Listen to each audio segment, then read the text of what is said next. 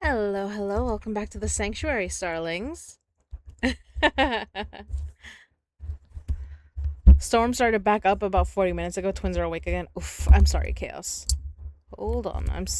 Changing my mic. There we go. I don't know why, but I felt like I had to adjust it. Yes, baby. My son is under me and his tail is tickling me. Why are you tickling like the back of my knees with your tail, mister? This is going to be a rough night. I'm sorry, Chaos. Hopefully things settle down, or I don't know. I mean, do the twins cry when it's just raining, or only when it's like a storm? When there's like so a storm, I think of like wind, thunder, and lightning as well, not just like drizzling. The thundering. Okay, maybe you guys need to invest in like a white noise machine or something, or you can use the Calm app on your phone. Maybe that would help, or you might need to get like what I have, which are these like foam noise canceling stuff if they're bothered by noise, that is. Um but yeah, I'm sorry, Trouble. I haven't seen the whole thing. I My dad would put on movies and fall asleep, and then I would walk past, see something, and I would like maybe sit for a little bit, and like sometimes I would stay for like 15, 20 minutes, and then I would walk away. But yeah, today I'm gonna read you guys Dracula. I got this beautiful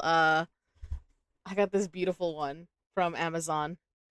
It's so pretty. Like, look at this. It's gorgeous. Look, I like that there's the bats, and on the bottom, it's Dracula himself. And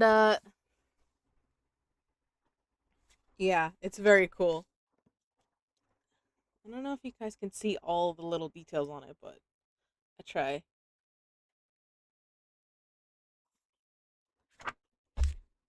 And yeah, I love how pretty it is on the inside. Dracula with some little blood. Uh, Calm Up is a subscription. I got enough of those. Yes. Although depending on on what your health insurance is, it might be free. Cause I get it free and I'm on Medicare, so or Medicaid. So yeah. Foam headset or earmuffs? What do you mean foam headset or earmuffs? Oh, for the babies. I mean, yeah, maybe. Kind of talking about blocking the sound with the radio or something. You might, yeah, maybe put on like some classical music or something. Like lullaby music is what I'm thinking. That yeah, it can work if it's louder, or maybe you might have to invest in like some what do they call it, earplugs for the babies, not for you. Although I guess you could do it that way too. But look at how pretty it is. I'm very pleased with this edition that I got. But I got it a while ago, and I've like, it's so pretty, and I want to fucking read it. So, look, that's pretty cool. Okay, says Dracula by Bram Stoker. Ooh, okay, that's the like the credits. To my dear friend, Homie Beg. That is what it says. This is to my dear friend, and I'm reading the cursive, and I think this is Homie Beg. What does that mean? All right. We might put a TV in the room and set up my YouTube on there with the black screen sounds. Yeah, you could do that. YouTube has plenty of like compilations um of classical music. I used to fall asleep to those till I got calm. Put on the Flight of the Valkyrie. Don't it has thunder in it. Yeah, yeah, you don't do that. The page was moving. The Yeah, because I was flipping the page. But yeah, there's illustrations in this book too. There's like they look like paintings. Oh my god. Did you guys see my son just now? Hi, baby. Are you trying to hide like you did this morning? Here, there, I help you. Or oh, do you just want the paper? Here. You want another paper ball? You ready, baby? Oh, he's getting ready to launch himself. I better be careful with this one. Uh, I didn't want it to jump across me, so the page is no, what you were showing us. Well, the signature you were trying to show us, we couldn't read it. Oh, you know what? I'll take a picture of it later and put it in the Discord. But I think it says Hummy Beg because that's not a Y, so it has to be. Shadow used acrobatics. He really did, bro. Our son is very acrobatic, and he is also very like he like throws himself sometimes. Like it's crazy. He's like a little wrestler too with Freya. Like he thinks he's a little martial artist, and he will throw himself and like do like I think one day he did like a he was so silly. He ran at Freya, but he saw her getting ready to slap him, and so what he did instead was he did a cartwheel, and basically she ended up with like his butt in her face before he like decided to turn and launch himself away from her. But that's what he did to avoid getting smacked in the head. It was so funny. He's such a goofball. All right. So on the back of this book, it says, "How blessed are some people whose lives have no fears, no dreads, to whom sleep is a blessing that comes that comes nightly, and brings nothing but sweet dreams." So I'm gonna read this story to you guys to get you guys to go to sleep. Come on, I know. I mean, some of us here are like we watch horror movies to go to sleep. So, and then this says, right before the actual intro says, "How these papers have been placed in sequence will be made manifest in the reading of them. All needless matters have been eliminated, so that a history almost at variance with the possibilities of later day beliefs may stand forth as simple fact. There is throughout no statement of past things wherein memory may err, for all the records chosen are exactly contemporary, given from the standpoints and within the range of knowledge of those who made them." And then there's blood splatters. I love it. All right. Chapter 1. Jonathan Harker's Journal, kept in shorthand. The 3rd of May, Bistritz. Left Munich at 8:35 p.m. on 1st May, arriving at Vienna early next morning. Should have arrived at 6:46, but train was an hour late. Budapest. Yeah. Budapest seems a wonderful place, from the glimpse which I got of it from the train and the little I could walk through the streets. I feared to go very far from the station, as we had arrived late and would start as near the correct time as possible. The impression I had was that we were leaving the west and entering the east, the most western of splendid bridges over the Danube, which is here of noble width and depth, took us among the traditions of Turkish rule. We left in pretty good time and came after nightfall to Klausenburg. Here I stopped for the night at Hotel Royal. I had for dinner, or rather supper, a chicken done up some way with red pepper, which was very good but thirsty. M- it says mem. Get recipe for Mina. So I think it's like remember this. I asked for the I asked the waiter, and he said it was called paprika Hendel, and that, as it was a national dish, I should be able to get it anywhere along the Carpathians. I found my smattering of Germany very I found my smattering of German very useful here indeed. I don't know how I should be able to get on without it. Having had some time at my disposal when in London, I had visited the British Museum and made search among the books and maps in the library regarding Transylvania. It has struck me that some foreknowledge of the country it could hardly fail to have some importance in dealing with the noblemen of that country. He's a fighting water type. He knows bite, acrobatics, whirlpool, and brick break. Oh, yes, memo. Thank you. Chaos could hardly fail to have some importance in dealing with the noblemen of that country. I find that the district he named is in the extreme east of the country, just on the borders of three states: Transylvania, Moldavia, and Bukovina, in the midst of the Carpathian Mountains, one of the wildest and least known portions of Europe. I was not able to light on any map or work giving the exact locality of the Castle Dracula, as there are no maps of this country as yet to compare with our own Ordnance Survey maps. But I found that Bistritz, the post town named by Count Dracula, is a fairly well known place. I shall enter here some of my notes as they may refresh my memory when I talk over my travels with Mina. With Mina. In the population of Transylvania, there are four distinct nationalities: Saxons in the south, and mixed with them the Wallachs, who are the descendants of the Dacians, Magyars in the west, and Szekels in the east and north. I'm going among the latter, who claim to be descended from Attila and the Huns. This may be so, for when the Magyars conquered the country in the 11th century, they found the Huns settled in it. I read that every known superstition in the world is gathered into the horseshoe of the Carpathians, as if it were the center of some sort of imaginative whirlpool. If so, my stay may be very interesting. Memo, I must ask the Count all about them. I did not sleep well, though my bed was comfortable enough, for I had all sorts of queer dreams. There was a dog howling all night under my window, which may have had something to do with it, or it may have been the paprika, for I had to drink up all the water in my carafe and was still thirsty. Toward morning, I slept and was awakened by the continuous knocking at my door, so I guess I must have been sleeping soundly then. I had for breakfast more paprika and a sort of porridge flour,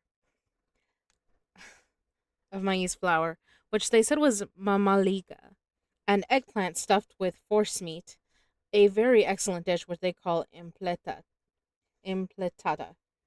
Memo, get recipe for this also. I had to hurry breakfast, for the train started a little before 8, or rather, it ought to have done so, for after rushing to the station at 7:30, I had to sit in the carriage for more than an hour before we began to move. It seems to me that the further east you go, the more unpunctual are the trains. What ought they to be in China? All day long we seemed to dawdle through a country which was full of beauty of every kind. Sometimes we saw little towns or castles on the top of steel hills such as we see in old missals. Sometimes we ran by rivers and streams which seemed from the wide stony margin on each side of them to be subject to great floods.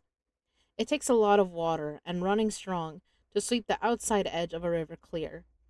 At every station there were groups of people, sometimes crowds, and in all sorts of attire.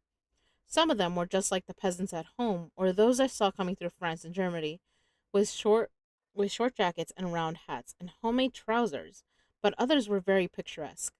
The women looked pretty, except when you got near them, but they were very clumsy about the waist. They had all full white sleeves of some kind or other, and most of them had big belts with a lot of strips of something fluttering from them like the dresses in a ballet, but of course there were petticoats under them. The strangest figure we saw were the Slovaks, who were more barbarian than the rest, with their with their big cowboy hats, great baggy dirty white trousers, white linen shirts, and enormous heavy leather belts, nearly a foot wide, all studded over with brass nails. They wore high boots with their trousers tucked into them, and had long black hair and heavy black mustaches.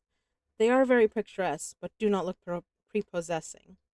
On the stage they would be set down at once as some old Oriental band of brigands. They are, however, I am told, very harmless and rather wanting in natural self-assertion.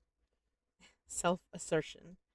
It was on the dark side of twilight when we got to Bistritz, which is a very interesting old place, being practically on the frontier, for the Borgo Pass leads from it to the Bukovina.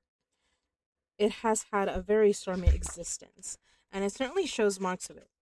50 years ago, a series of great fires took place, which made terrible havoc on 5 separate occasions. At the very beginning of the 17th century, it underwent a siege of 3 weeks and lost 13,000 people, the casualties of war proper being assisted by famine and disease. Count Dracula had directed me to go to the Golden Krone Hotel, which I found, to my great delight, to be thoroughly old-fashioned, for of course I wanted to see all I could of the ways of the country. I was evidently expected, for when I got near the door I faced a cheery-looking elderly woman in the usual peasant dress, white undergarment with long double apron, front and back, of colored stuff fitting almost too tight for modesty. When I came close she bowed and said, "The Herr Englishman?" "Yes," I said, "Jonathan Harker." She smiled and gave some message to an elderly man in white shirt sleeves, who had followed her to the door. He went, but immediately returned with a letter. What did I miss? Hey, thanks for the nice. I got a streak. About time you stream and maybe you can keep us company. I hope so. Hopefully, I can entertain y'all while you guys are awake.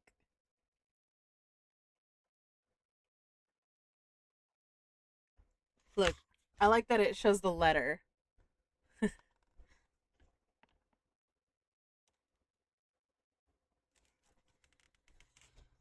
My friend, welcome to the Carpathians.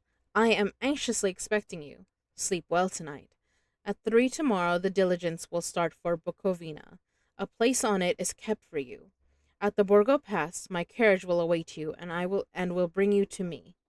I trust that your journey from London has been a happy one, and that you will enjoy your stay in my beautiful land. Your friend, Dracula. The 4th of May. I found that my landlord had got a letter from the Count, directing him to secure the best place on the coach for me, but on making inquiries as to details, he seemed somewhat reticent, and pretended that he could not understand my German. This could not be true, because up to then he had understood it perfectly. At least, he answered my questions exactly as if he did.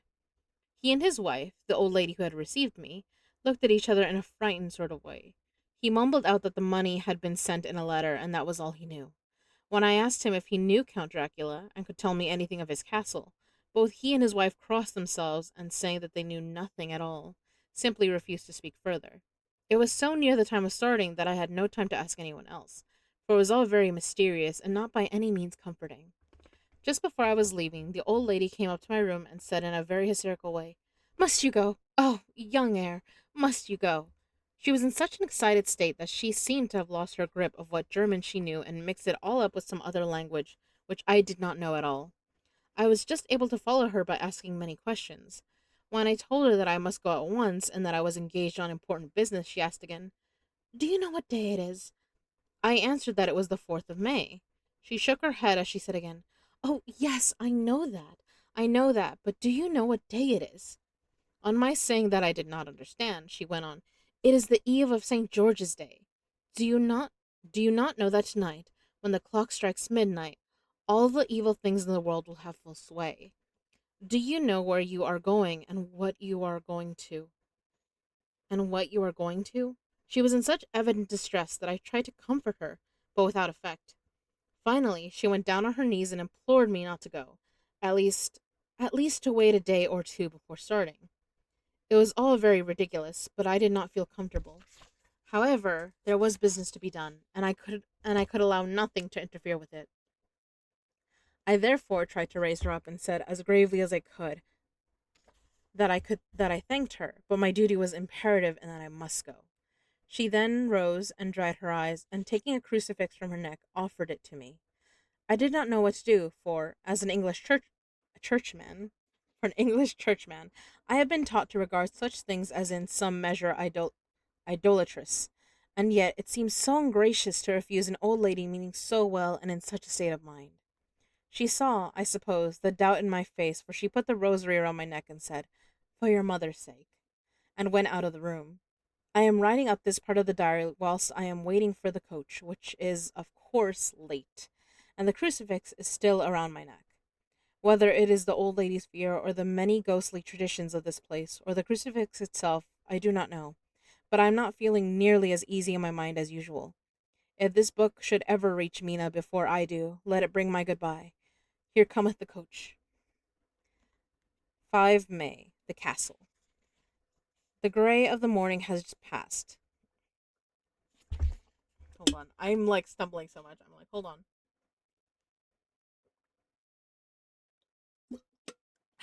Okay. 5th of May. The Castle. The grey of the morning has passed, and the sun is high over the distant horizon, which seems jagged, whether with trees or hills I know not, for it is so far off that big things and little are mixed. I am not sleepy, and, as I am not to be called till I awake, naturally I write till sleep comes. There are many odd things to put down, and lest who reads them may fancy that I dined too well before I left Bistritz. Let me put down my dinner exactly. I dined on what they called a robber steak, bits of bacon, onion, and beef, seasoned with red pepper and strung on sticks, and roasted over the fire in the simple styles of the London's cat's meat. The wine was golden Mediask, which produces a queer sting on the tongue, which is, however, not disagreeable. I had only a couple of glasses of this and nothing else. When I got on the coach, the driver had not taken his seat, and I saw him talking with the landlady. They were evidently talking of me, For every now and then they looked at me, and some of the people who were sitting on the bench outside the door, which they called by a name meaning word bearer, came and listened, and then looked at me, most of them pityingly.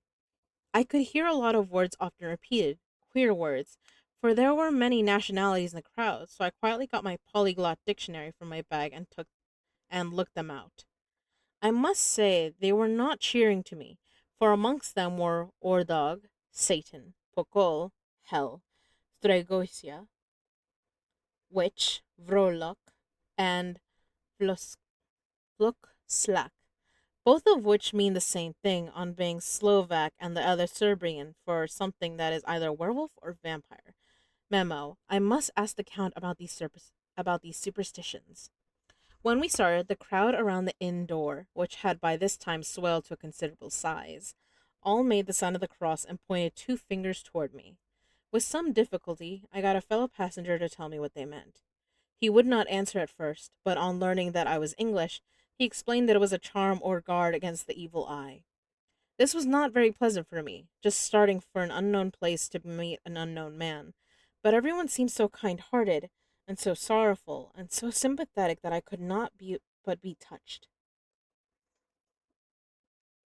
I shall never forget the last glimpse which I had of the inn yard and its crowd of picturesque figures, all crossing themselves as they stood around the wide archway with its background of rich foliage of oleander, and orange trees and green shrubs clustered in the center of the yard. Interesting. So I'm a little bit into the language of flowers, and oleander usually means a warning, like be cautious. Interesting. There's already some like hints. I mean, we already got the word vampire for the first time, and this is only page 7. Then our driver, whose wide linen drawers covered the whole front of the box seat, Gotza, they called them, cracked his big whip over his 4 small horses, which ran abreast, and we set off on our journey. I soon lost sight and recollection of ghostly fears in the beauty of the scene as we drove along. Although, had I known the language, or rather languages, which my fellow passengers were speaking, I might not have been able to throw them off so easily. Before us lay a green sloping land full of forests and woods, with here and there steep hills, crowned with clumps of trees or with farmhouses, the blank gable end to the road. There was everywhere a bewildering mass of fruit blossom, apple, plum, pear, cherry, and as we drove by I could see the green grass under the trees spangled with the fallen petals. In and out among In and out amongst these green hills of what they call here the middle land ran the road, losing itself as it swept around the grassy curve or was shut out by the straggling ends of pine wood, which here and there ran down the hillsides like tongues of flame. The road was rugged, but still we seemed to fly over it with a feverish haste.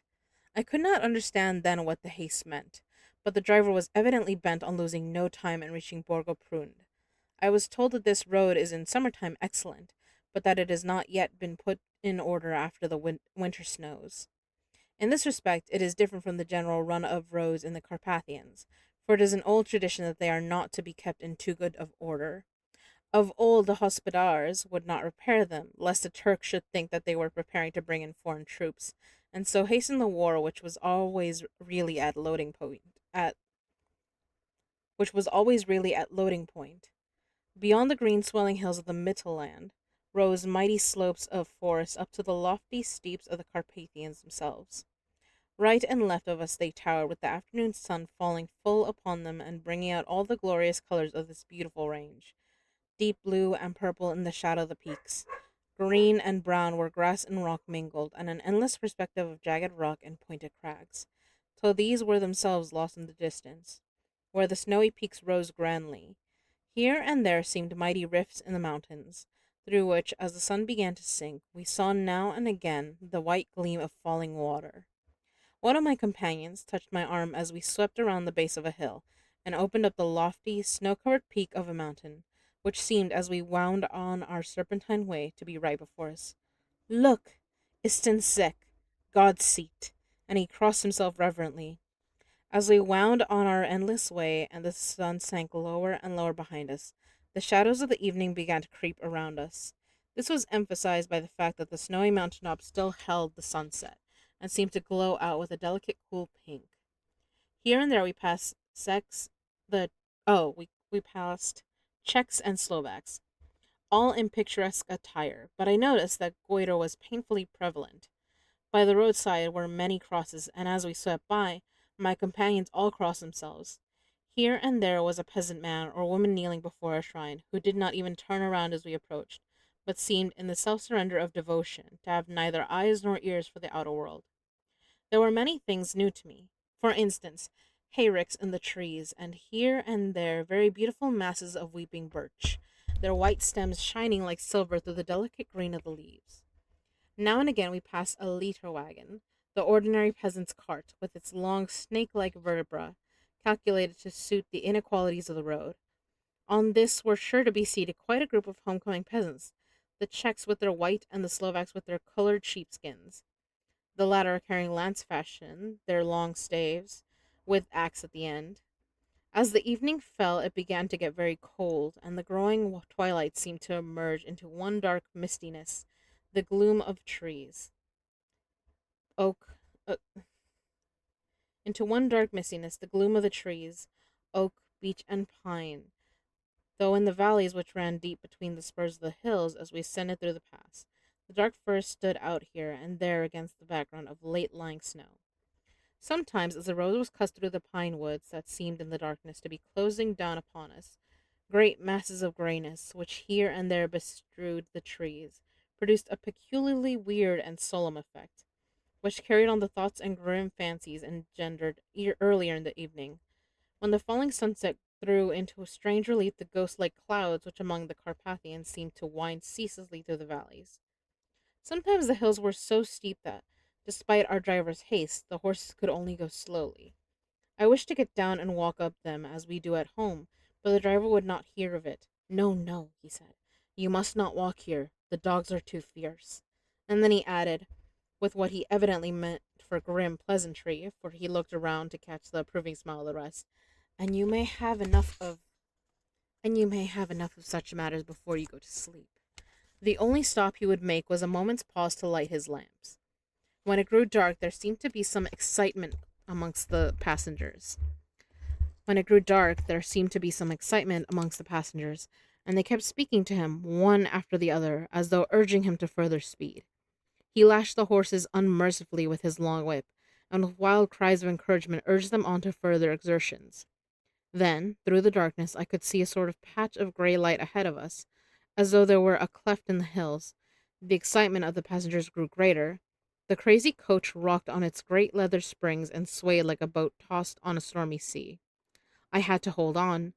The road grew more level, and we appeared to fly along. Then the mountains seemed to come nearer to us on each side and to frown down upon us. We were entering on the Borgo Pass. One of the One by one, several of the passengers offered me gifts, which they pressed upon me with an earnestness which would take no denial. These were certainly of an odd and varied kind, but each was given in simple good faith, with a kindly word and a blessing, and that strange mixture of fear-meaning movements which I had seen outside the hotel at Bistritz, the sign of the cross and the guard against the evil eye. Then, as we flew along, the driver leaned forward, and on each side the passengers, craning over the edge of the coach, peered eagerly into the darkness. It was evident that something very exciting was either happening or expected, but though I asked each passenger, no one would give me the slightest explanation. This state of excitement kept on for some little time, and at last we saw before us the pass opening out on to the eastern side. There were dark, rolling clouds overhead, and in the air the heavy, oppressive sense of thunder. It seemed as though the mountain range had separated two atmospheres, and that now we had got into the thunderous one. I was now myself looking out for the conveyance which was to take me to the Count. Each moment I expected to see the glare of lamps through the blackness, but all was dark.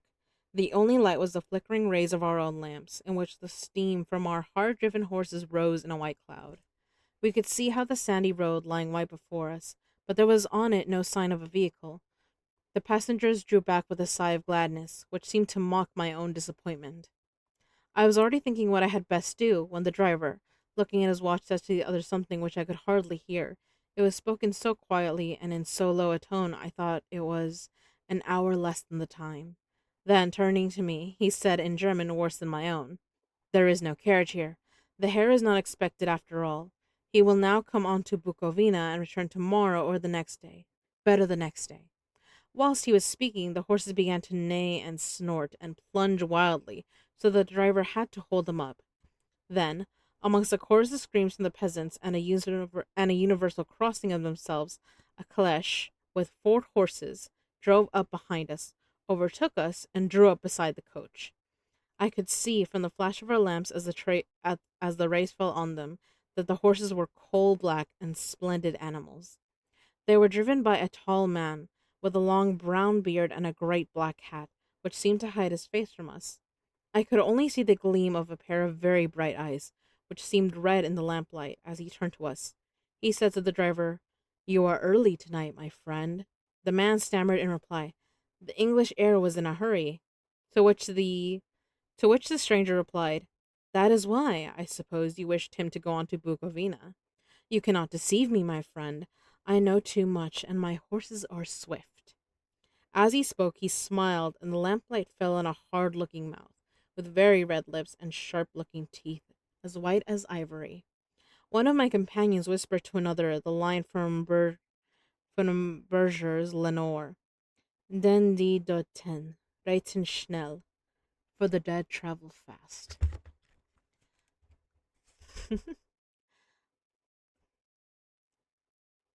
The strange driver evidently heard the words, for he looked up with a gleaming smile. The passenger turned his face away at the same time, putting out his two fingers and crossing himself. "Give me the hare's luggage," said the driver, and with exceeding alacrity my bags were handed out and put in the caleche. But then I descended from the side of the coach, as the caleche was closed alongside the driver, helping me with a hand was as the caleche was close alongside, the driver helping me with a hand which caught my arm in a grip of steel. His strength must have been prodigious. Without a word, he shook his reins. The horses turned, and we swept into the darkness of the past. As I looked back, I saw the steam from the horses of the coach by the light of the lamps, and projected against it the figures of my late companions crossing themselves. Then the dragon cracked his whip and called to his horses, and off they swept on the way to Bukovina. As they sank into the darkness, I felt a strange chill, and a lonely feeling came over me. But a cloak was thrown over my shoulders, and a rug across my knees, and the driver said in excellent German, "The night is chill, mein Herr, and my master the Count bade me take all care of you. There is a flask of Slivovitz, the plum brandy of the country, under the seat, if you should require it." I did not take any, but it was a comfort to know it was there all the same. I felt a little strangely, and not a little frightened. I think had there been an alternative, I should have taken it, instead of prosecuting that unknown night journey. The carriage went at a hard pace straight along. Then we made a complete turn and went along with another straight road. It seemed to me that we were simply going over and over the same ground again, and so I took note of some salient point and found that this was so. I would have liked to have asked the driver what this all meant, but I really feared to do so, for I thought that, placed as I was, any protest would have had no effect in case there had been an intention to delay. By and by, however, as I was curious to know how much time was passing, I struck a match and by its flame looked at my watch. It was within a few minutes of midnight. This gave me a sort of shock, for I suppose the general superstition about midnight was increased by my recent experiences. I waited with a sick I waited with a sick feeling of suspense. This is the carriage. They,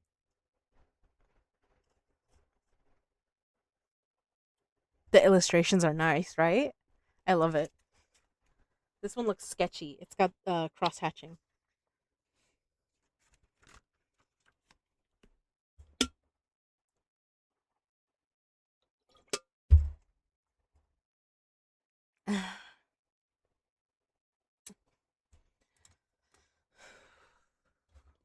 It's too hot.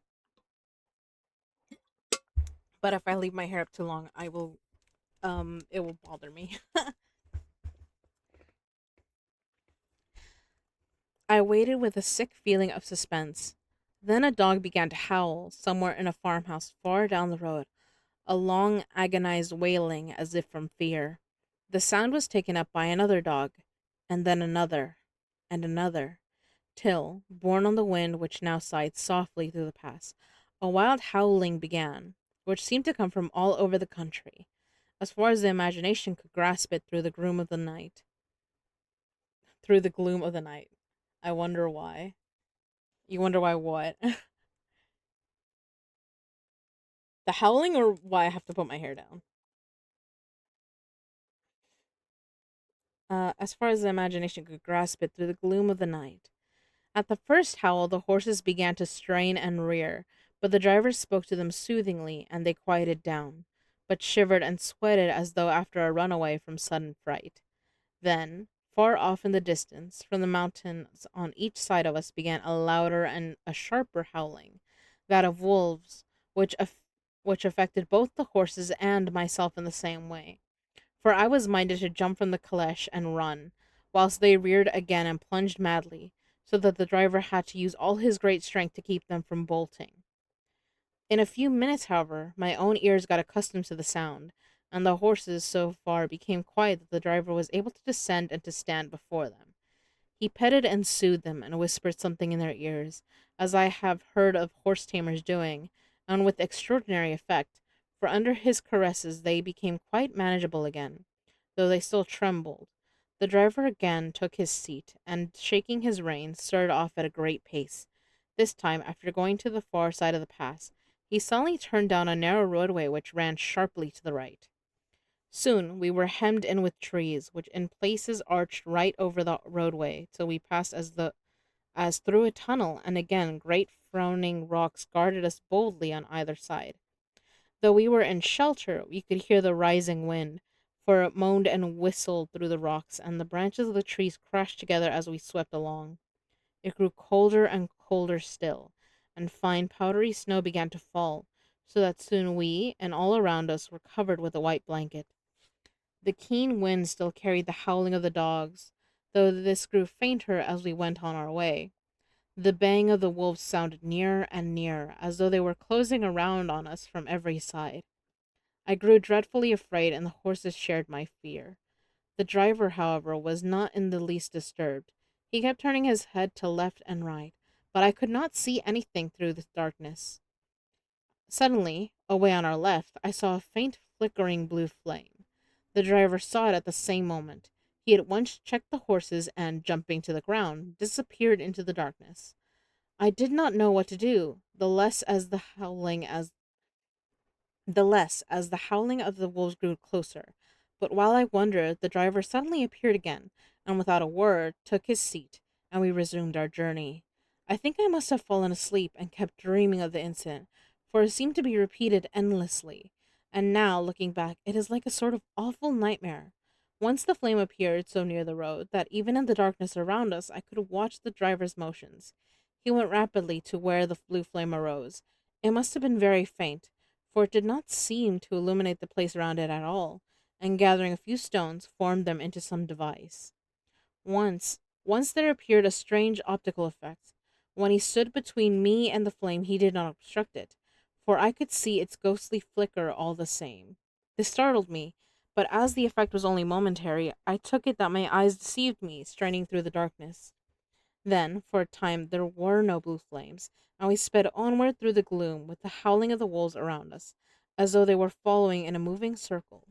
At last, there came a time when the driver went further afield than he had yet gone, and during his absence, the horses began to tremble worse than ever and to snort and scream with fright. I could not see any cause for it, for the howling of the wolves had ceased altogether.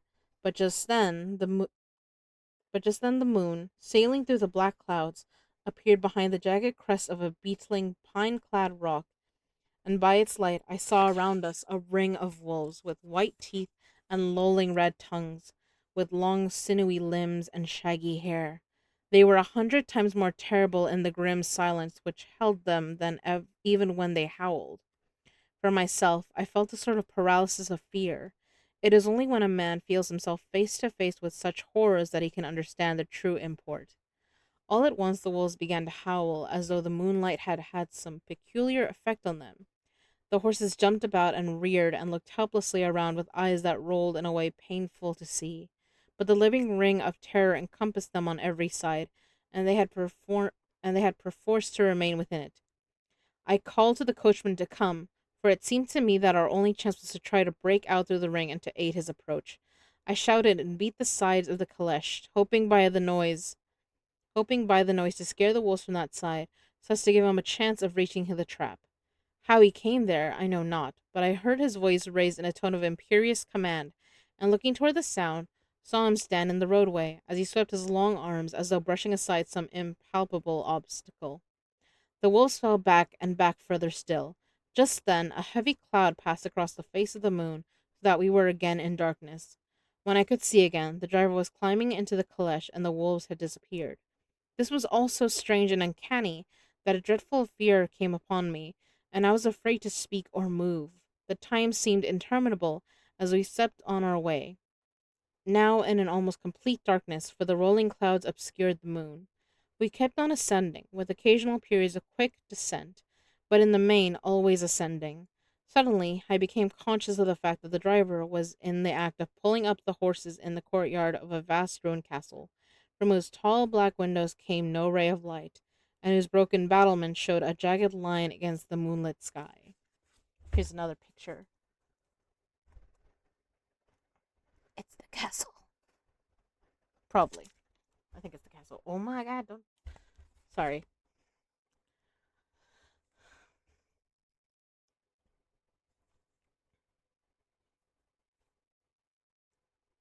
Hold on. What did I miss? How long it took Violet to finish that puzzle last night after I sent death hits? About 16 to 18 minutes. I was doing my best not to solve it for her. I used students and took her a while after. Um, once once Eli said like, "Oh, the clock changes relative to it," I was like, "Fuck!" And then I was like, "Wait, so which way is up now?" So that took me a little bit. I tried not to tell her either. I knew you would know how to give her hints more than I would. Yeah, I was like, "What the fuck?" And then I was pissed. Once I knew that was the issue, I was like, "That's." They could have given me a better hint, you know. There could have been something on the paper that was like, I mean, I guess you would think the kid's stupid, so of course that's how you would read the time, but it pissed me off.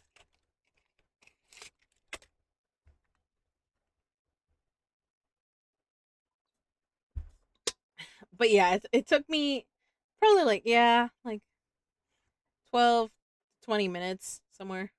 Yeah, thank you puzzle building. Motherfucking Boo the bacon escaped. Oh, motherfucking cat. I fucking hurt my back and made the baby cry more from the jolt. Oh, God, I'm sorry, Chaos. Oh, Cebu? Oops. I was for sure. I was like, oh, it's probably gonna. I thought you were gonna say it was MJ. Apparently, it was Cebu. But yeah, we got our illustration of Count Dracula so far. Well, I assume it's the castle. Yeah, it's gotta be. Ooh, and look, chapter 2. But also looked at the. Let's see.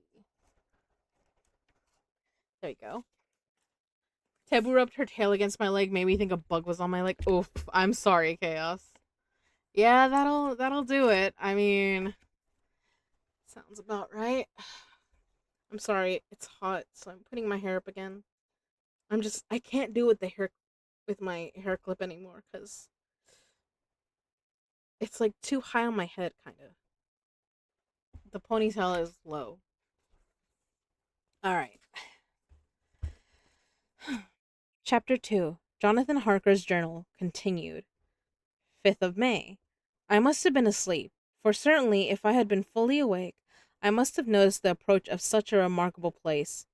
In the gloom, the courtyard looked of considerable size, and as several dark ways led from it under great round arches, it perhaps seemed bigger than it really is.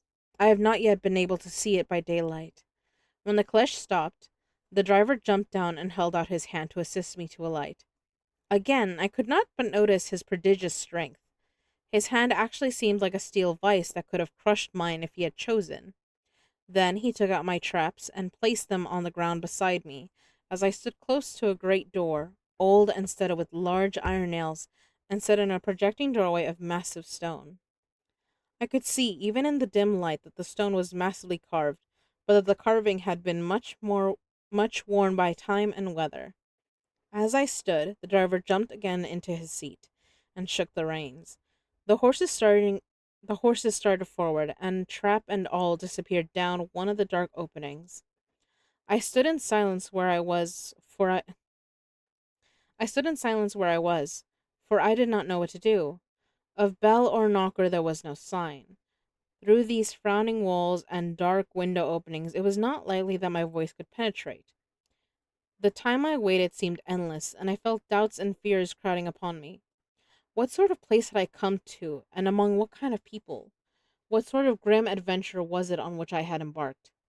Was this a customary incident in the life of a solicitor's clerk sent out to explain the purchase of a London estate to a foreigner? Solicitor's clerk. Mina would not like that. Solicitor, for just before leaving London, I got word that my examination was successful, and I am now a full-blown solicitor. I began to rub my eyes and pinch myself to see if I were awake. It all seemed like a horrible nightmare to me, and I expected that I should suddenly awake and find myself at home, with the dawn struggling in through the windows, as I had now and again felt in the morning after a day of overwork. But my flesh answered the pinching test, and my eyes were not to be deceived. I was indeed awake and among the Carpathians. All I could do now was to be patient and to wait the coming of the morning. Just as I had come to this conclusion, I heard a heavy step approaching behind the great door, and saw through the chinks the gleam of a coming light. Then there was the sound of rattling chains and the clanking of massive bolts drawn back. A key was turned with the cloud A key was turned with the loud grating noise of long disuse, and the great door swung back. Within stood a tall old man, clean shaven save for a long white mustache, and clad in black from head to foot, without a single speck of color about him anywhere. He held in his hand an antique silver lamp, in which the flame burned without chimney or globe of any kind, throwing long quivering shadows as it flickered in the draught of the open door. The old man motioned me in with his right hand, with a courtly gesture, saying in excellent English, but with a strange intonation, "Welcome to my house. Enter freely and of your own will." He made no motion of stepping to meet me, but stood like a statue, as though his gesture of welcome had fixed him into stone. The instant, however, that I had stepped over the threshold, he moved he moved impulsively forward, and holding out his hand grasped mine with a strength which made me wince, an effect which was not lessened by the fact that it seemed as cold as ice, more like the hand of a dead than a living man. Again he said, "Welcome to my house. Come freely, go safely, and leave something of the happiness you bring." The strength of the handshake was so much akin to that which I noticed in the driver, whose face I had not seen, that for a moment I doubted if it were not the same person to whom I was speaking.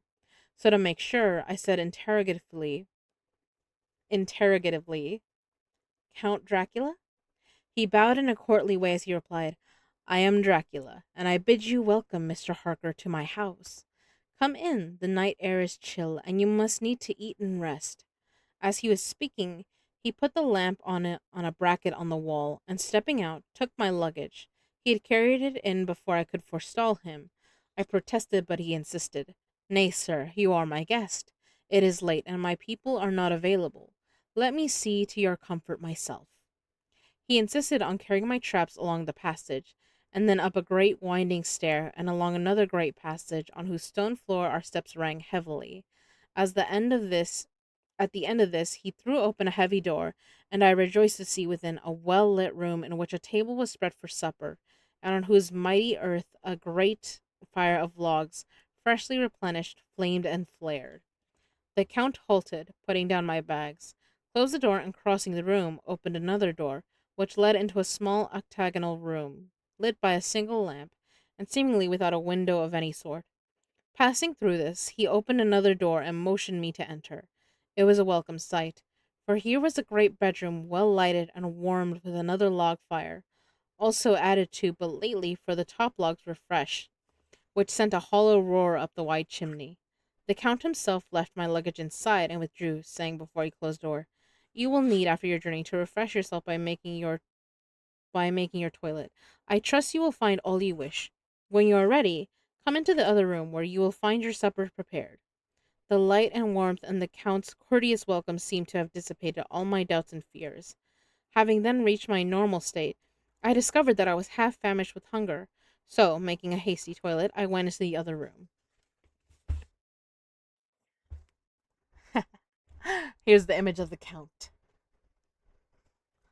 I time to attempt getting the baby to bed again. Oof, good luck, Chaos. Hopefully you're able to. Oh my god.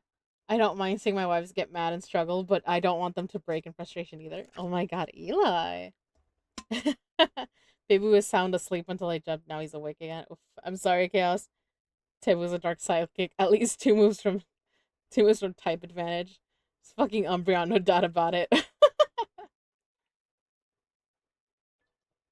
Hopefully y'all are able to get the twins back down to sleep. But yes, this is our first look at Count Dracula. Interesting. Have you guys seen the Dracula on Netflix? It's very good. Me and Darling watched it with our sis. It was crazy. It was very good though. The actors were amazing. There's an ad break in a minute. I found supper already laid out. My host, who stood on one side of the great fireplace, leaning against the stonework, made a graceful wave of his hand to the table and said, "I pray you, be seated and sup how you please. You will, I trust, excuse me that I do not enjoin you. But I have dined already, and I do not sup." I handed to him the sealed letter which Mr. Hawkins had entrusted to me. He opened it and read it gravely, then, with a charming smile, he handed it to me to read. One passage of it, at least, gave me a thrill of pleasure. Um, I'll read it when we come back from the ad break. I can't believe it's been an hour already. He looks annoyed. He looks old and perhaps grumpy, but he doesn't. Yeah, I get what you mean, Eli. He does look. Yeah, he looks annoyed. I think it's the mustache. The mustache he has.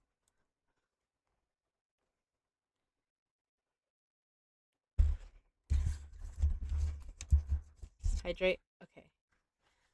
Yeah, I think I will have to be. I will have to BRB because I gotta.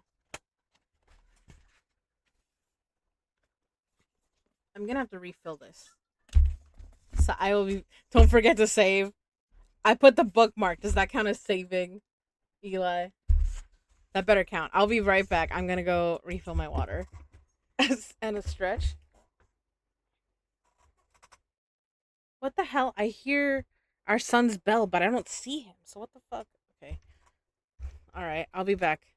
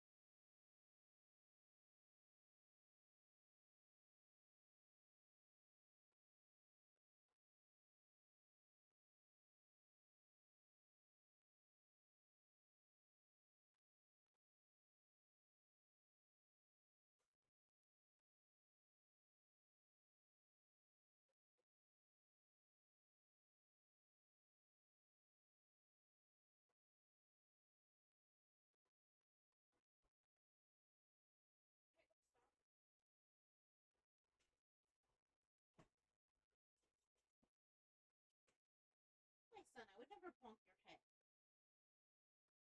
There's no need for you to put your paw out. Although I heard that means you're smart.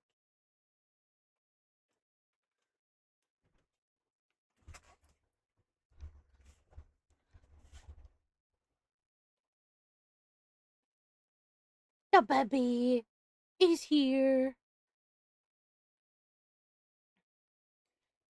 Yes, baby. Are you gonna leave your mama already? You can. You can leave me if you want. Okay. Okay. Here. There you go. Oh, he's leaving. Well, at least he kind of said hi. Are you gonna stay to hear the story, baby? That child makes me think of like we're talking about like Grogu from Mandalorian. The way we say the baby, the child. So I hydrated. Starlings, don't you forget to hydrate. Um, and I gotta do the stretch, right?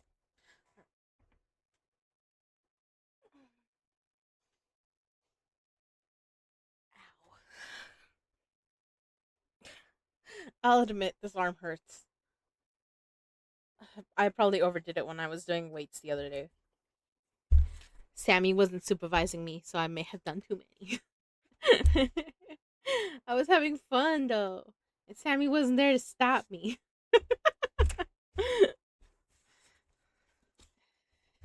Okay, so I just showed y'all we saw our first pic of Dracula,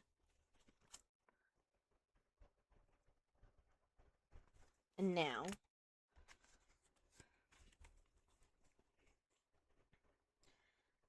Dracula just handed him the letter from Mr. Hawkins, his employer. One passage of it, at least, gave me a thrill of pleasure.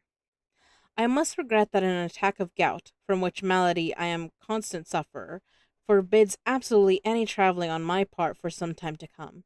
But I am happy to say I can send a sufficient substitute, one in whom I have every possible confidence. He is a young man, full of energy and talent in his own way, and of a very faithful disposition. He is discreet and silent, and has grown into manhood in my service. He shall be ready to attend on you when you will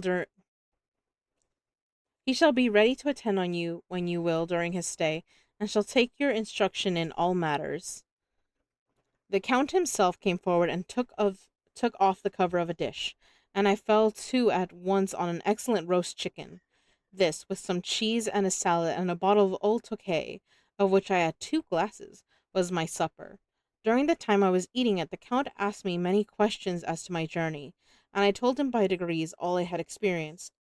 By this time I had finished my supper, and by my host's desire had drawn up a chair by the fire and began to smoke a cigar which he had offered me, at the same time excusing himself that he did not smoke. I had now an opportunity of observing him, and found him of a very marked physiognomy. Physiognomy. Physiognomy. His face a very strong, aquiline, with with high bridge of the thin nose, and peculiarly arched nostrils, with lofty domed forehead, and hair growing scantily around the temples, but profusely elsewhere. His eyebrows were very massive, almost meeting over the nose, and with bushy hair that seemed to curl in its own profusion. The mouth, so far as I could see it under the heavy mustache, was fixed and rather cruel looking, with peculiar sharp white teeth. These protruded over the lips, whose remarkable ruddiness showed astonishing vitality in a man of his years. For the rest, his ears were pale, and at the tops extremely pointed. The chin was broad and strong, and the cheeks firm, though thin. The general effect was one of extraordinary pallor. Hitherto I had noticed the backs of his hands as they lay on his knees in the firelight, and they had seemed rather white and fine, but seeing them now, close to me, I could not but notice that they were rather coarse, broad, with squat fingers. Strange to say, there were hairs in the centre of the palm. The nails were long and fine, and cut to a sharp point. As the Count leaned over me and his hands touched me, I could not repress a shudder. It may have been that his breath was rank, but a horrible feeling of nausea came over me, which, do what I would, I could not conceal. The Count, evidently noticing it, drew back, and with a grim sort of smile, which showed more than he had yet done his protuberant teeth, sat himself down again on his own side of the fireplace. We were both silent for a while, and as I looked toward the window, I saw the first dim streak of the coming dawn. There seemed a strange stillness over everything, but as I listened, I heard as if from down below in the valley the howling of many wolves. The Count's eyes gleamed, and he said, "Listen to them, the children of the night. What music they make!" Seeing, I suppose, some expression in my face strange to him, he added, "Ah, sir, you dwellers in the city cannot enter into the feelings of the hunter." Then he rose and said, "But you must be tired. Your bedroom is all ready, and tomorrow you shall sleep as late as you will. I have to be away till the afternoon, so sleep well and dream well." With a courteous bow, he opened for me himself the door to the octagonal room, and I entered my bedroom. I am all in a sea of wonders. I doubt, I fear, I think strange things which I dare not confess to my own soul. God keep me, if only for the sake of those dear to me. 7 of May. It is again early morning, but I have rested and enjoyed the last 24 hours. I slept till late in the day and awoke of my own accord. When I dressed myself, I went into the room where we had supped and found a cold breakfast laid out, with coffee kept hot by the pot being placed on the hearth. There was a card on the table on which was written, "I have to be absent for a while. Do not wait for me. D."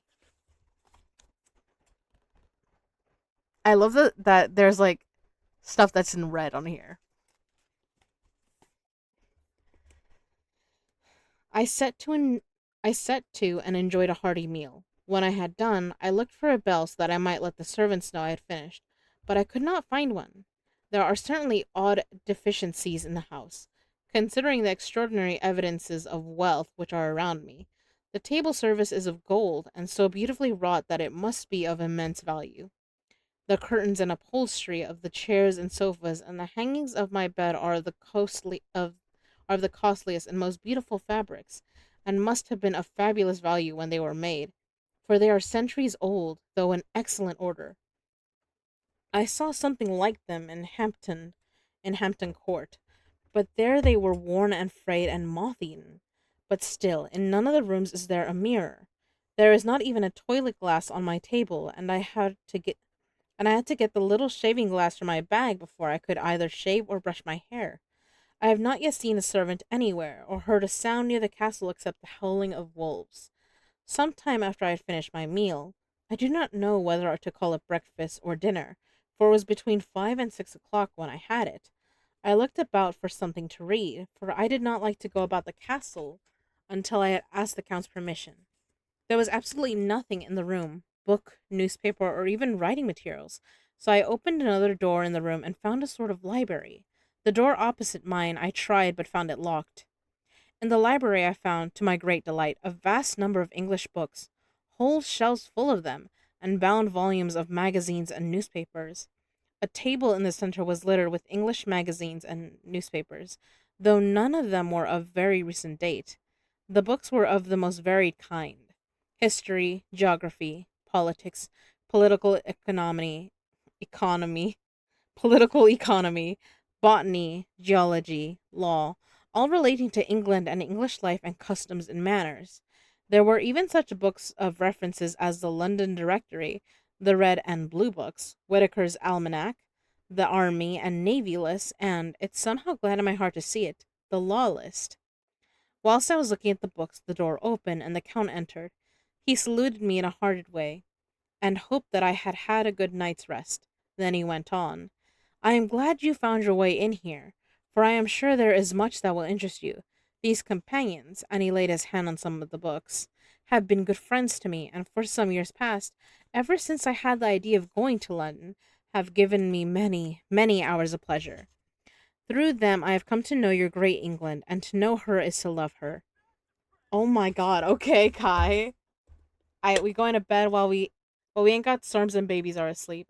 And we know we got storms rolling in overnight, so we're gonna sleep while we can. Yeah, that's fair. All right, Kai. Good luck getting some sleep. Hopefully, things quiet down enough that you guys are all able to sleep through the night.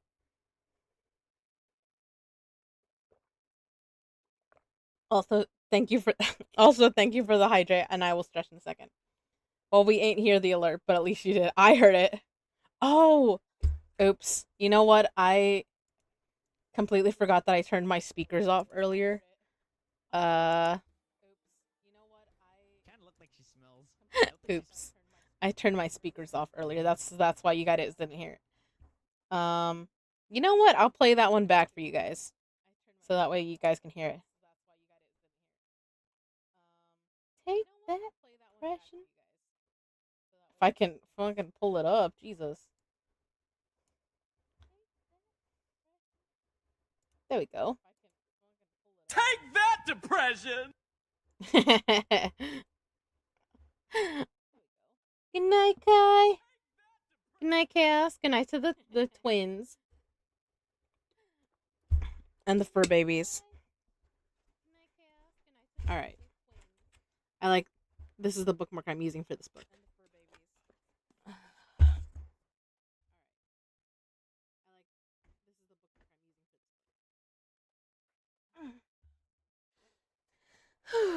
Better.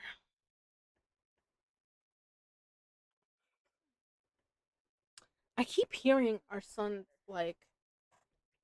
I keep hearing his little bell, and then I don't see him, and it's driving me nuts. Cause then I gotta check under my I gotta check under me, cause sometimes he likes to now get under my directly under my chair. And I'm like, please don't, cause I'm always afraid I'm gonna roll over his tail or something, you know.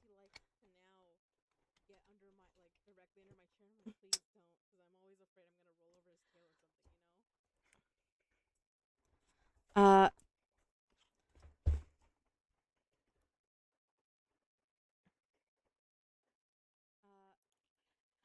through them I have come to know your great England, and to know her is to love her. I long to go through the crowded streets of your mighty London, to be in the midst of the whirl and rush of humanity, to share its life, its change, its death, and all that makes it what it is. But alas, as yet I only know your tongue through books. To you, my friend, I look that I know it to speak. But, Count, I said, you know and speak English thoroughly.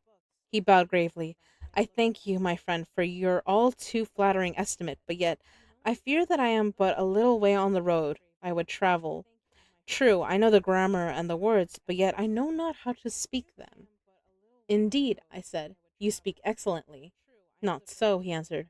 Well, I know that. Did I move and speak in your London, none there are who would none there are who would not know me for a stranger. That is not enough for me. Here I am noble, I am boyar. The common people know me, and I am master. But a stranger in a strange land, he is no one. Men know him not, and to know not is to care not for. I am content if I am like the rest, so that no man stops if he sees me, or pause in his speaking if he hears my words. Ha ha, a stranger! I have been so long master that I would be master still, or at least that none other should be master of me. You come to me not alone as agent of my friend Peter Hawkins of Exeter, to tell me all about my new estate in London. You shall, I trust, rest here with me a while, so that by our talking I may learn the English intonation, and I would that you tell me when I make error, even of the smallest in my speaking.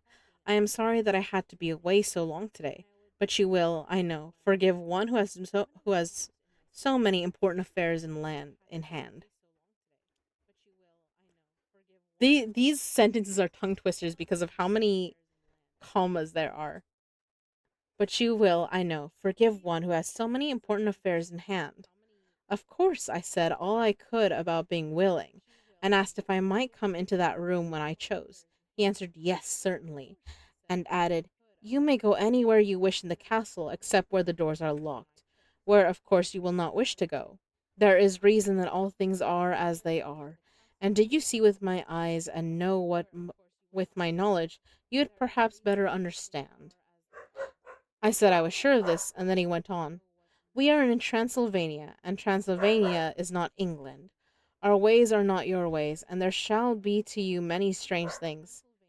Nay, from what you have told me of your experience already, you know something of what strange things there may be.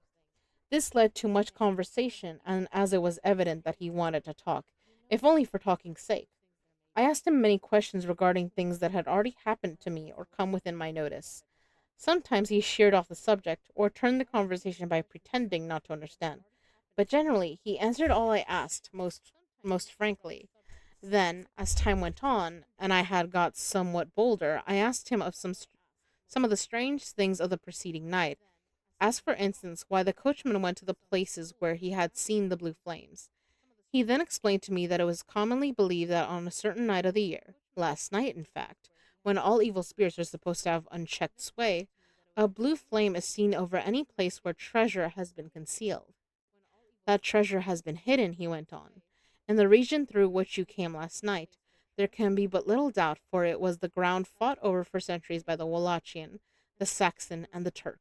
Why, there is hardly a foot of soil in all this region that has not been enriched by the blood of men, patriots, or invaders.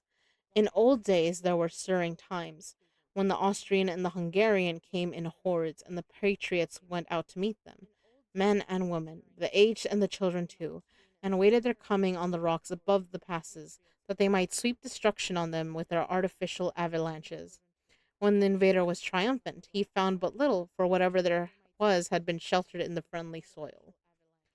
But how, said I, can it have remained so long undiscovered, when there is a sure index to it if men will but take the trouble to look? The count smiled, and as his lips ran back over his gums, the long, sharp canine teeth showed out strangely. He answered, because your peasant is at heart a coward and a fool. Those flames only appear on one night, and on that night no man of this land will, if he can help it, stir without his doors. And, dear sir, even if he did, he would not know what to do. Why, even the peasant that you tell me of who marked the place of the flame would not know where to look in daylight, even for his own work. Even you would not, I dare be sworn, be able to find these places again. There you are right, I said. I know no more than the dead where even to look for them. Then we drifted into other matters. Come, he said at last, tell me of London and of the house which you have procured for me. With an apology for my remissness, I went into my own room to get the papers from my bag. Whilst I was placing them in order, I heard a rattling of china and silver in the next room, and as I passed through, noticed that the table had been cleared and the lamp lit, for it was by this time deep into the dark. The lamps were also lit in the study or library, and I found the count lying on the sofa, reading of all things in the world an English Bradshaw's Guide. When I came in, he cleared the books and papers from the table, and with him I went into plans and deeds and figures of all sorts. He was interested in everything and asked me a myriad questions about the place and its surroundings. He clearly had studied beforehand all he could get on the subject of the neighborhood, for he evidently at the end knew very much more than I did. When I remarked this, he answered, well, but, my friend, is it not needful that I should? When I go there, I shall be all alone, and my friend Harker Jonathan, nay, pardon me, I fall into my country's habit of putting your patronymic first. My friend, Jonathan Harker, will not be but my side. My friend, Jonathan Harker, will not be by my side to correct and aid me. He will be in Exeter, miles away, probably working at the papers of the law with my other friend, Peter Hawkins. So, we went thoroughly into the business of the purchase of the estate at Purfleet.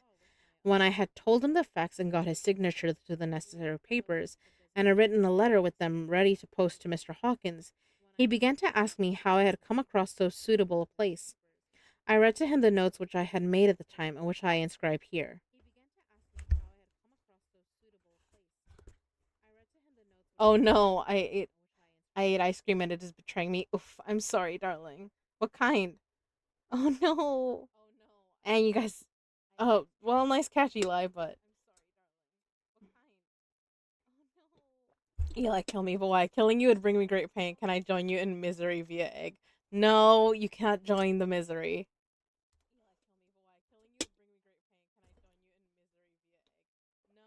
I'm sorry, darling.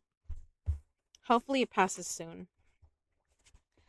At the Purfleet on a byroad, I came across just such a place as seemed to be required, and where was displayed a dilapidated notice that the place was for sale.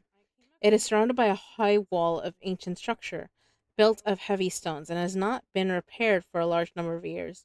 The closed gates are of heavy old oak and iron, all eaten with rust. The estate is called Carfax, no doubt a corruption of the old Quatre face, as the house is four-sided, agreeing with the cardinal points of the compass. It contains in all some 20 acres, quite surrounded by the solid stone wall above mentioned. There are many trees on it, which make it in places gloomy, and there is a deep, dark looking pond or small lake, evidently fed by some springs, as the water is clear and flows away in a fair sized stream. The house is very large and of all periods back. I should say to medieval times, for one part is of stone immensely thick, which, with only a few windows high up, and heavily barred with iron, it looks like part of a keep, and is close to an old chapel or church. I could not enter it, as I had not the key of the door leading to it from the house, but I have taken with my kodak views of it from various points. The house has been added to, but in a very straggling way, and I can only guess at the amount of ground it covers, which must be very great. There are but few houses close at hand, one being a very large house only recently added to and formed into a private lunatic asylum. It is not, however, visible from the grounds. When I had finished, he said, "I am glad that it is old and big. I myself am of an old family, and to live in a new house would kill me. A house cannot be made habitable in a day, and after all, how few days go to make up a century. I rejoice also that there is a chapel of old times. We Transylvanian nobles love not to think that our bones may lie amongst the common dead. I seek not gaiety nor mirth, not the bright voluptuousness of much sunshine and sparkling waters which please the young and gay. I am no longer young, and my heart, through weary years of mourning over the dead, is not attuned to mirth. Moreover, the walls of my castle are broken, the shadows are many, and the wind breathes cold through the broken battlements and casements. I love the shade and the shadows, and would be alone without my thoughts when I may, and would be alone with my thoughts when I may. Somehow his words and his look did not seem to accord, or else it was that his cast of face made his smile look malignant and saturnine. Presently, with an excuse, he left me, asking me to put all my papers together. He was some little time away, and I began to look at some of the books around me. One was an atlas, which I found open naturally at England, as if that map had been much used. On looking at it, I found in certain places little rings marked, and on examining these, I noticed that one was near London on the east side, manifestly where his new estate was situated. The other two were Exeter and Whitby on the Yorkshire coast. It was the better part of an hour when the Count returned. "Aha!" he said. "Still at your books? Good. But you must not work always. Come, I am informed that your supper is ready." He took my arm, and we went into the next room, where I found an excellent supper ready on the table. The Count again excused himself, as he had dined out on his being away from home. But he sat out but he sat as on the previous night and chatted whilst I ate. After supper I smoked as on the last evening, and the Count stayed with me, chatting and asking questions on every conceivable subject, hour after hour. I felt that it was getting very late indeed, but I did not say anything, for I felt under obligation to meet my host's wishes in every way. I was not sleepy, as long sleep yesterday had fortified me, but I could not help experiencing that chill which comes over one at the coming of the dawn, which is like, in its way, the turn of the tide. They say that people who are near death die generally at the change to the dawn or at the turn of the tide. Anyone who has when tired, and tied as it were to his post, experienced this change in the atmosphere can well believe it. All at once we heard the crow of a cock coming up with a preternatural shrillness through the clear morning air. Count Dracula, jumping to his feet, said, "Why, there is the morning again. How remiss I am to let you stay up so long. You must make your conversation regarding my dear new country of England less interesting, so that I may not forget how time flies by us." And, with a courtly bow, he quickly left me. I went into my own room and drew the curtains, but there was little to notice. My window opened into the courtyard. All I could see was the warm gray of quickening sky, so I pulled the curtain again and have written of this day. Buddha, thank you for the lurk, Buddha.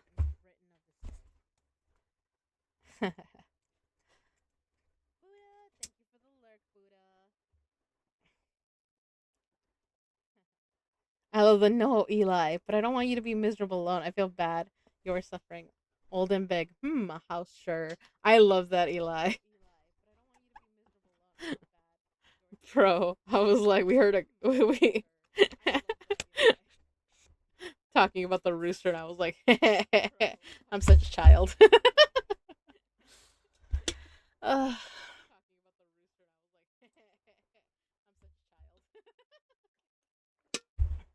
Shockingly, I'm getting sleepy. I don't know what.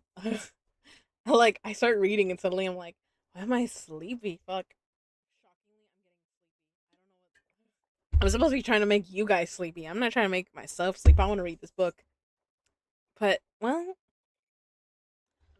I think I heard myself being called, so I want to stop, but also I'm not hearing anything, so I'm going to keep going. Okay. 8th of May.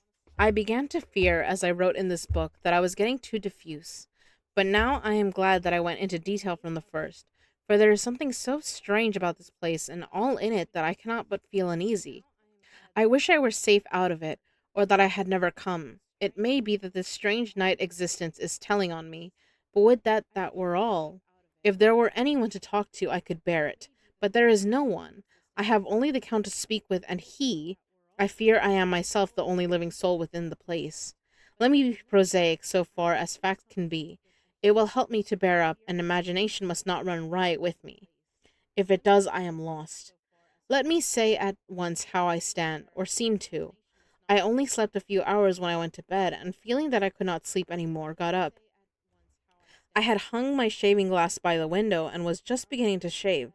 Suddenly, I felt a hand on my shoulder and heard the Count's voice saying to me, "Good morning."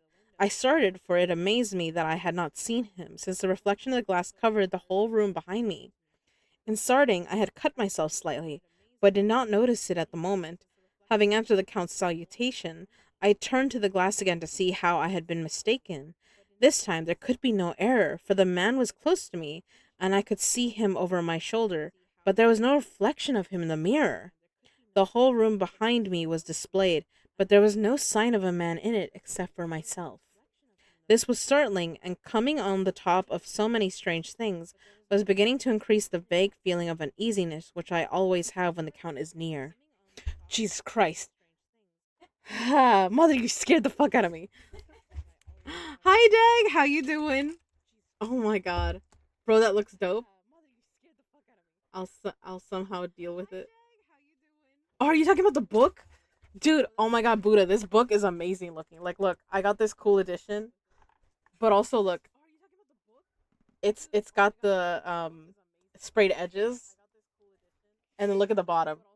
The bottom has a little Dracula in a coffin, and there's illustrations in this. Jesus Christ, dude. And look, we've already got. This was our first glimpse of Dracula.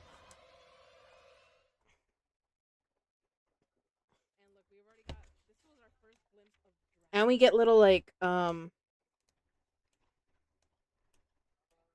he leaves messages too. I'm echoing. Shit. Okay. I'll have to fix that in a moment then.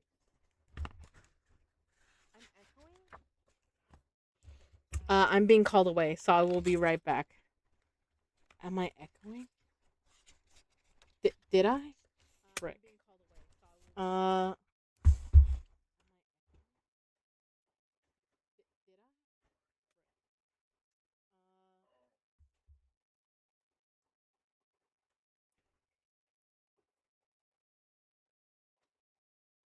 You have yourself up on a separate device? Uh. Oh, I guess I kind of had myself in the background, but I don't have. Now I'm looking through my stuff. I'll be right back though. I got called away by my mom just now, and she scared the fuck out of me. So I'll be back.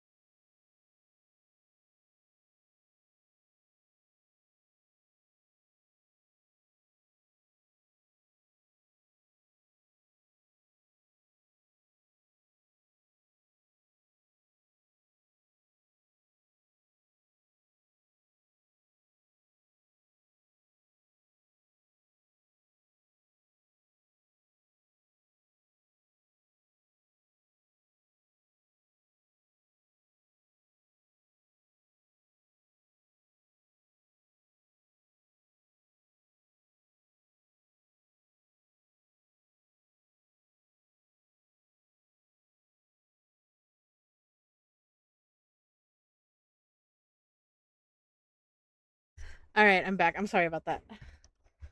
At first, I saw the TOIP and I thought it was camel. Then I saw the shiny lettering. Oh yeah, it's just my the lighting in my room doesn't want to catch it.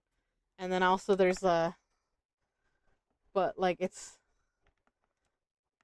you can see some of it. There's like spider webs on here. There's like swords. There's a coffin on here. But yeah, and then you can see the little Dracula at the bottom. I love it. But yeah, it's a very pretty book.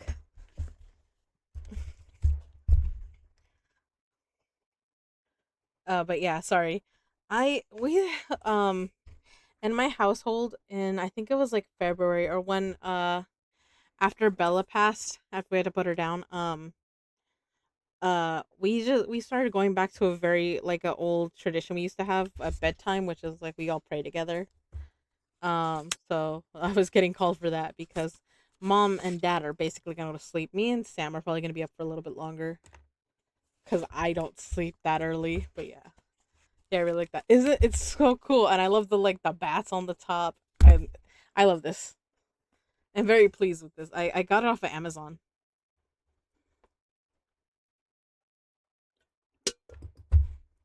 and I'm realizing I have black dresses and I didn't put them on before I started reading this.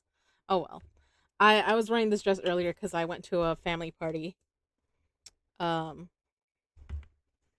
where we were celebrating both like technically me, but also my cousin whose birthday is later in the month. So we had cake and stuff. Um, but yeah, I was like, well, it's gonna be hot, so I put on a dress. And now I'm like, "Ugh, we're reading this and I don't have like one of my gothic black dresses on. But that's fine. I'll just do this next time. I'll do that next time. Uh shoot, where was I? Either way, you look pretty in what you wear. Aw, thank you, Eli. Well, I should hope my husband says that. Damn. And thinks that. Uh let me see.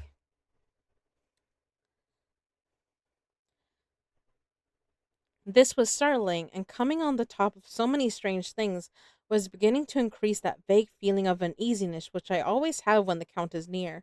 But at the instant I saw that the cut had bled a little, and the blood was trickling over my chin, I laid down the razor, turning as I did so half around to look for for some sticking plaster. When the Count saw my face, his eyes blazed with a sort of demonic fury, and he suddenly made a grab at my throat. I drew away, and his hand touched the string of beads which held the crucifix. It made an instant change in him, for the fury passed so quickly that I could hardly believe that it was ever there. Take care, he said. Take care how you cut yourself. It is more dangerous than you think in this country. Then, seizing the shaving glass, he went on, and this is the wretched thing that has done the mischief. It is a foul bauble of man's vanity. Away with it. And opening the heavy window with one wrench of his terrible hand, he flung out the glass, which was shattered into 1,000 pieces on the stones of the courtyard far below.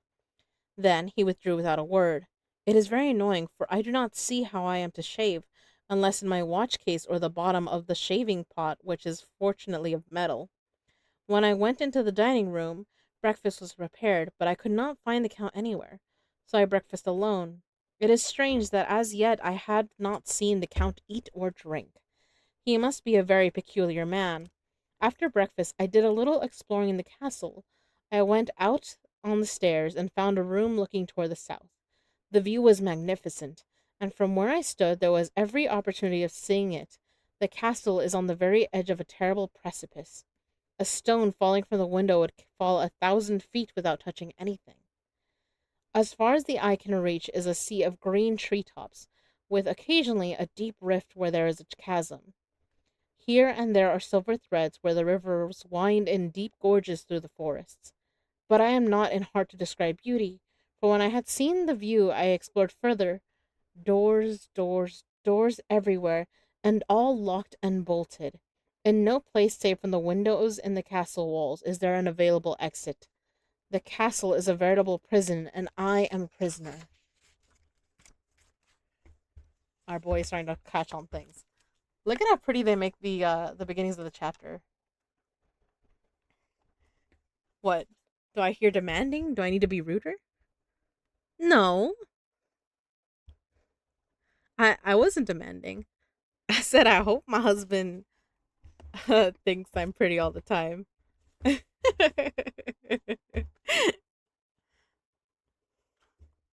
Like I hope it's sincere. It's slick, right?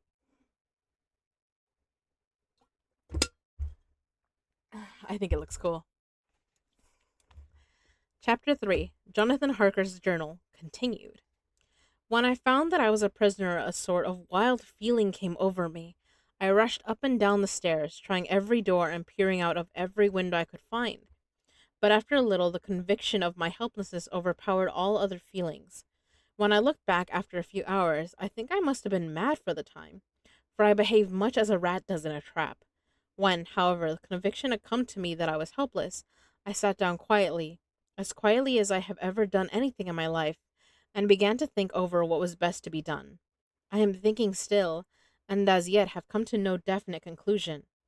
Of one thing only am I certain, that it is no use making my ideas known to the Count. He knows well that I am imprisoned, and as he has done it himself, and has doubtless his own motives for it, he would only deceive me if I trusted him fully with the facts. So far as I can see, my only plan will be to keep my knowledge and my fears to myself, and my eyes open. I am, I know, either being deceived, like a baby, by my own fears, or else I am in desperate straits. And if the latter be so, I need, and shall need, all my brains to get through. I had hardly come to this conclusion when I heard the great door below shut, and knew that the Count had returned. He did not come at once into the library, so I went cautiously to my own room and found him making the bed. This was odd, but only confirmed what I had all along thought, that there were no servants in the house. When later I saw him through the chink of the hinges of the door, laying the table in the dining room, I was assured of it. For if he does himself all these menial offices, surely it is proof that there is no one else to do them. This gave me a fright, for if there is no one else in the castle, it must have been the Count himself, who was the driver of the coach that brought me here. This is a terrible thought, for if so, what does it mean that he could control the wolves as he did by only holding up his hand in silence? How was it that all people of Bistritz and on the coach had some terrible fear for me? What meant the giving of the crucifix, of the garlic, of the wild rose, of the mountain ash? Bless that good woman who hung the crucifix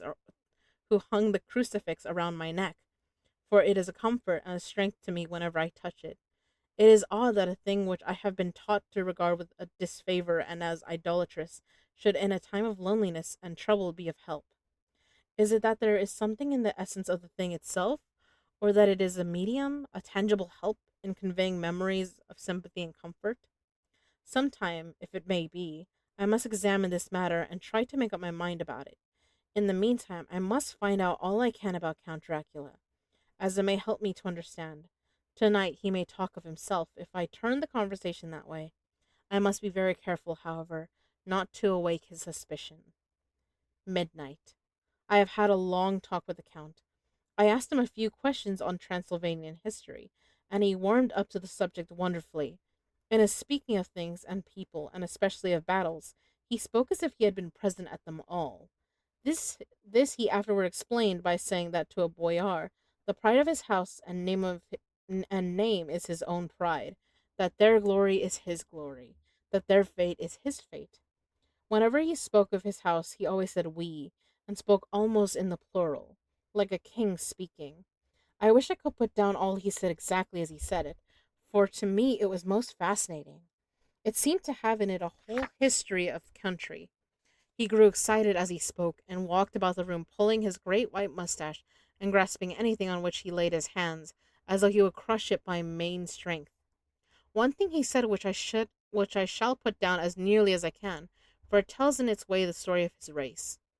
We, Zeckles, have a right to be proud, for in our veins flows the blood of many brave races who fought as the lions fight, for lordship. Here, in the whirlpool of European races, the Ugric tribe bore down from Iceland the fighting spirit which Thor and Woden gave them, which their berserkers displayed to such fell intent on the seaboards of Europe, aye, and of Asia and Africa too. So the peoples thought that the werewolves themselves had come. Here, too, when they came, they found the Huns, whose warlike fury had swept the earth like a living flame, till the dying people held that in their veins ran the blood of those old witches who, expelled from Scythia, had mated with the devils in the desert. Fools, fools! What devil or what witch was ever so great as Attila, whose blood is in these veins? He held up his arms. Is it a wonder that we were a conquering race, that we were proud, that when the Magyar and the Lombard, the Avar, the Bulgar, or the Turk poured his thousands on our frontiers, we drove them back? Is it strange that when Arpad and his legions swept through the Hungarian fatherland, he found us here when he reached the frontier, that the Hongfoglas was completed there, and when the Hungarians' flood swept eastward, the Szekels were claimed as kindred by the victorious Magyars, and to us for centuries was trusted the guarding of the frontier of Turkeyland. Ay, and more than that, endless duty of the frontier guard, for, as the Turks say, water sleeps and enemy is sleepless. Who more gladly than we throughout the four nations received the bloody sword, or at its warlike call flocked quicker to the standard of the king? When we redeemed the great shame of my nation, the shame of Kasova, when the flags of the Wallach and the Magyar went down beneath the crescent, who was it but one of my own race who was a voivode, crossed the Danube, and beat the Turk on his own ground? This was a Dracula indeed. Woe was it that his own unworthy brother, when he had fallen, sold his people to the Turk, and brought the shame of slavery on them.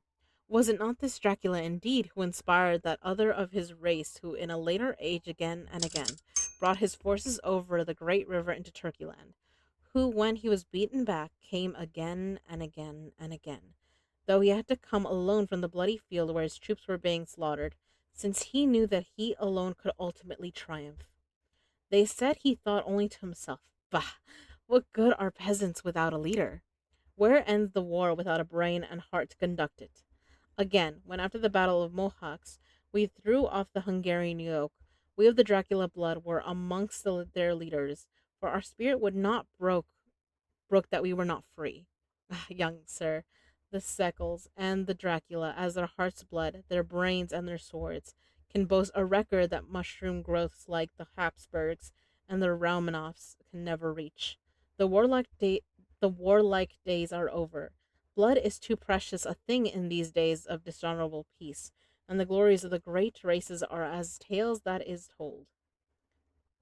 It was by this time close on morning, and we went to bed. Memo. This diary seemed horribly like the beginning of the Arabian Nights, for everything has to break off at a cockcrow, or like the ghost of Hamlet's father. 12th of May. Let me begin with the facts. Bare, meager facts, verified by books and figures, and of which there can be no doubt.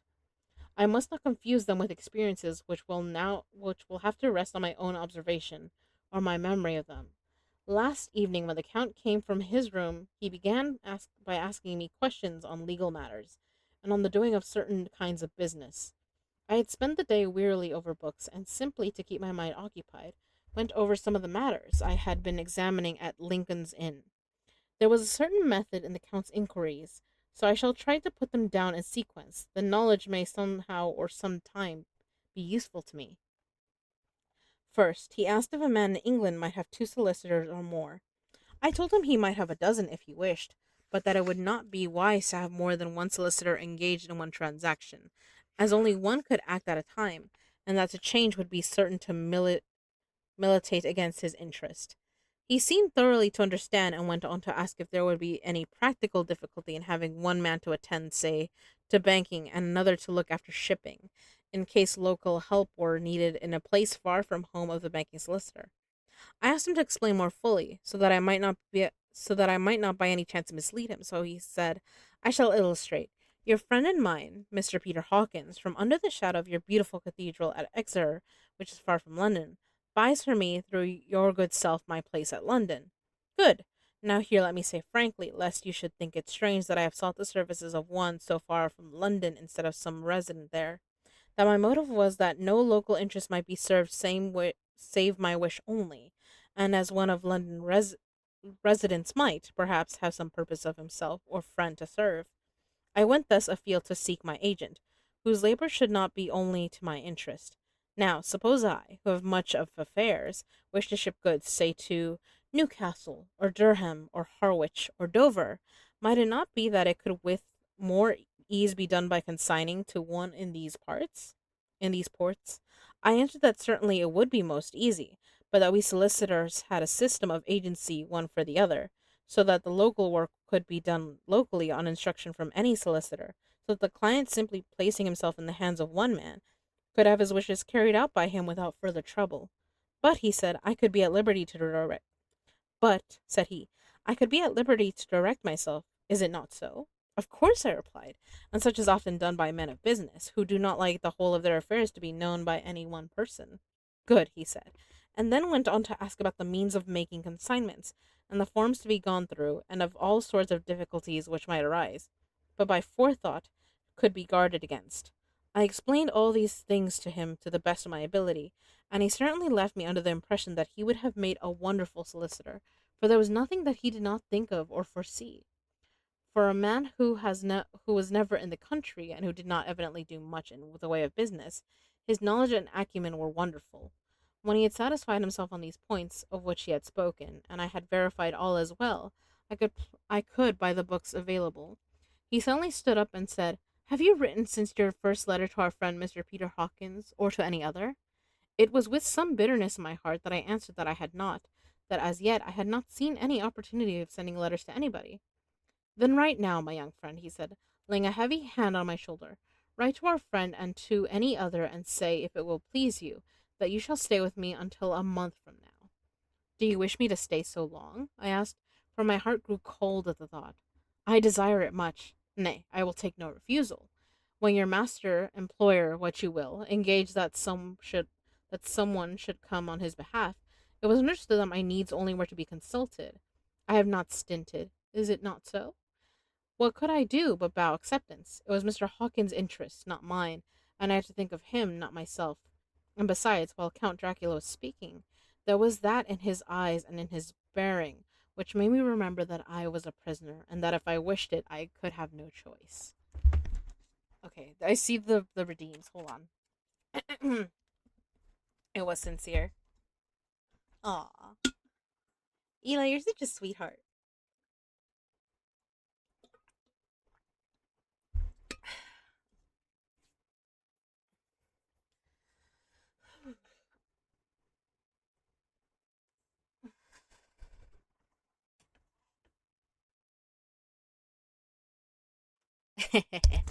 Eli likes to make sure I'm hydrated and limber for what he wants me to do later, huh?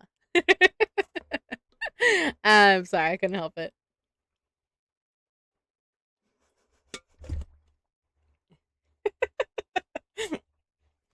I have my fun. The count saw his victory in my bow, and his mastery in the trouble of my face, for he began at once to use them, but in his own smooth, resistless way. "I pray you, my good young friend, that you will not discourse of things other than business in your letters. It will doubtless please your friends to know that you are well, and that you look forward to getting home to them. Is it not so?" As he spoke, he handed me 3 sheets of notepaper and 3 envelopes. They were all the thinnest foreign post, and looking at them, then at him, and noticing his quiet smile, with the sharp canine teeth lying over the red underlip, I understood as well as if he had spoken that I should be careful what I wrote, for he would be able to read it. So I determined to write only formal notes now, but to write fully to Mr. Hawkins in secret, and also to Mina, for to her I could write in shorthand, which would puzzle the count if he did see it.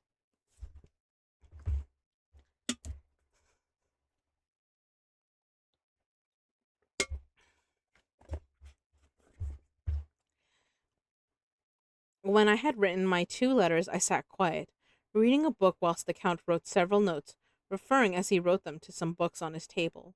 Then he took up my 2 and placed them with his own, and put it by his writing materials. After which, the instant the door had closed behind him, I leaned over and looked at the letters, which were face down on the table.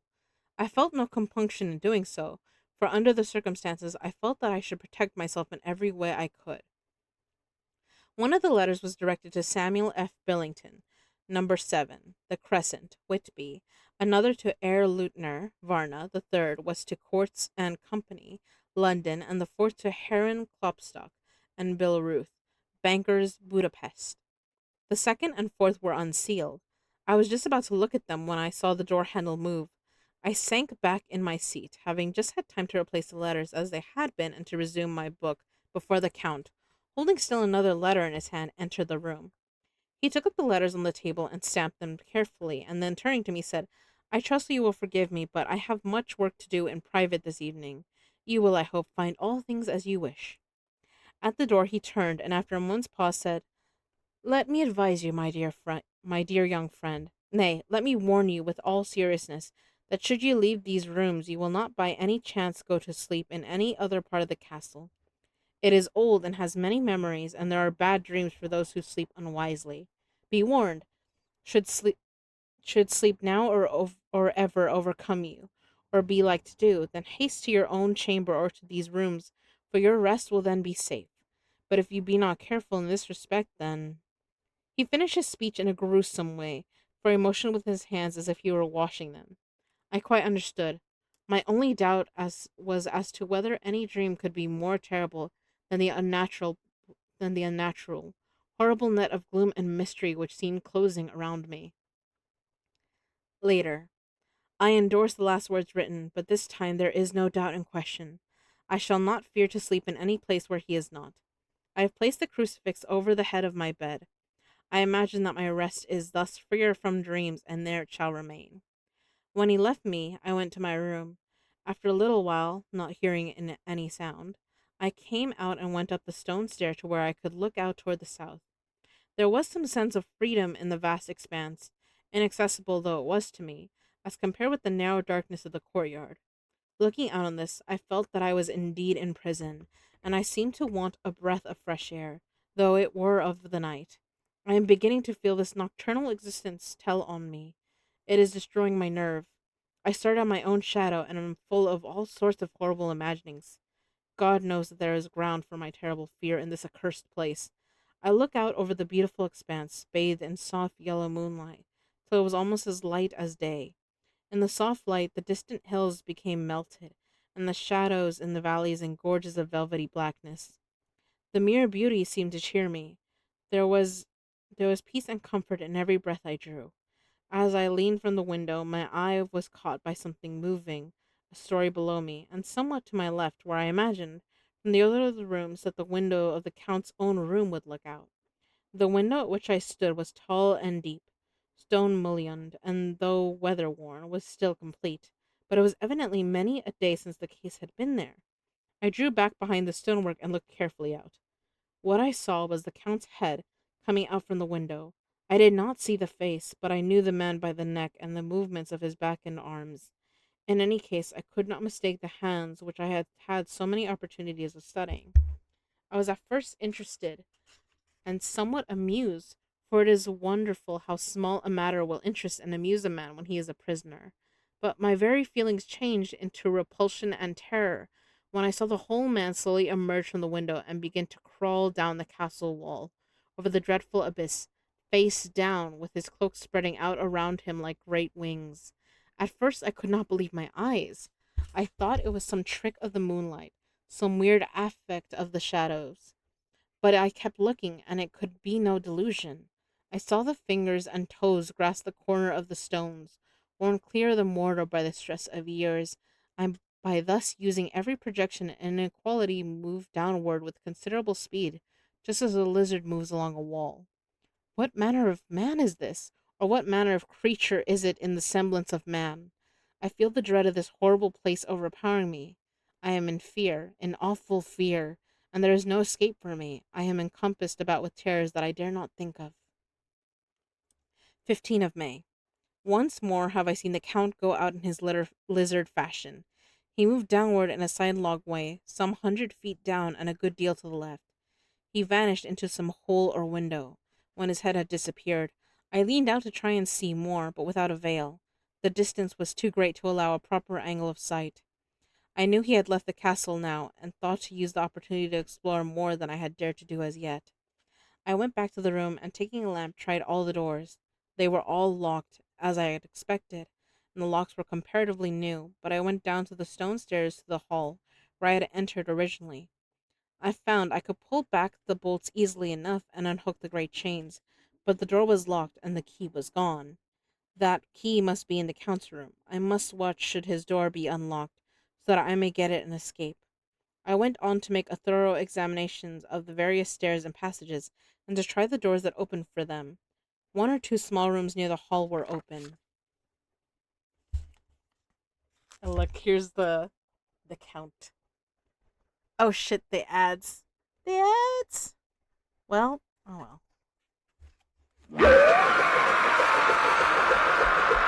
Thank you for letting me know, Eli.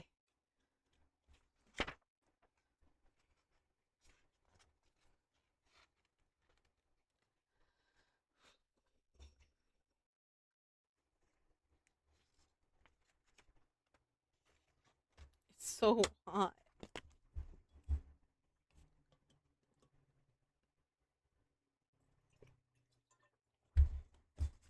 I've been drinking so much water, I gotta go refill this again. I'll be back.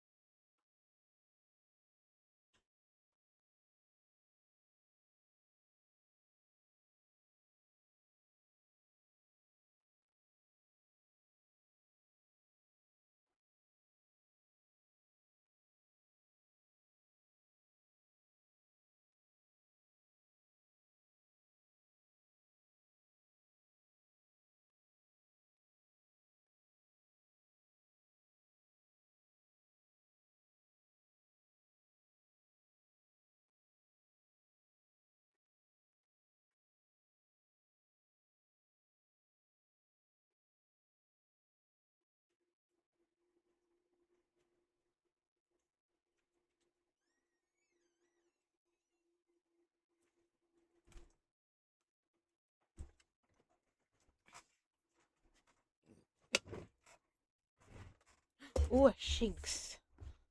I want that.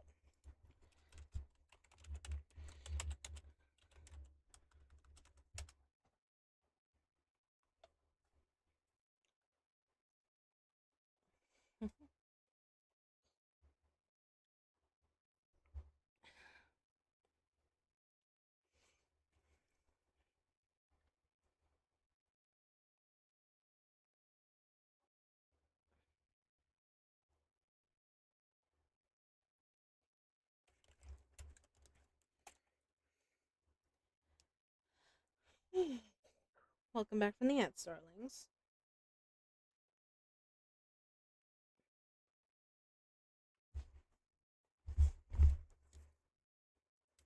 My sis got me these cute.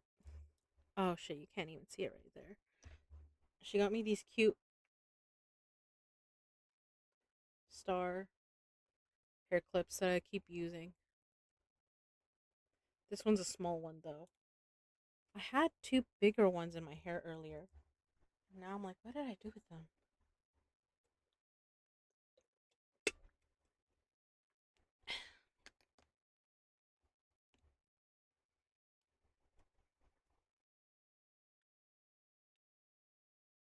Let's make this.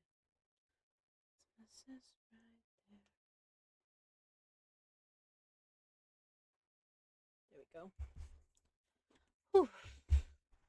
As I was trying to show y'all before the ads grabbed you. Hold up.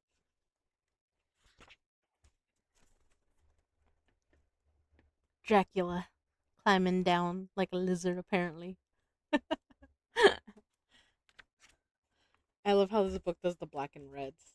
So pretty. Alright. And look at how cute. It's like the moon phases, but also a tarot card. The reader. The drawing got me. One or two small rooms near the hall were open, but there was nothing to see in them except old furniture, dusty with age and moth eaten.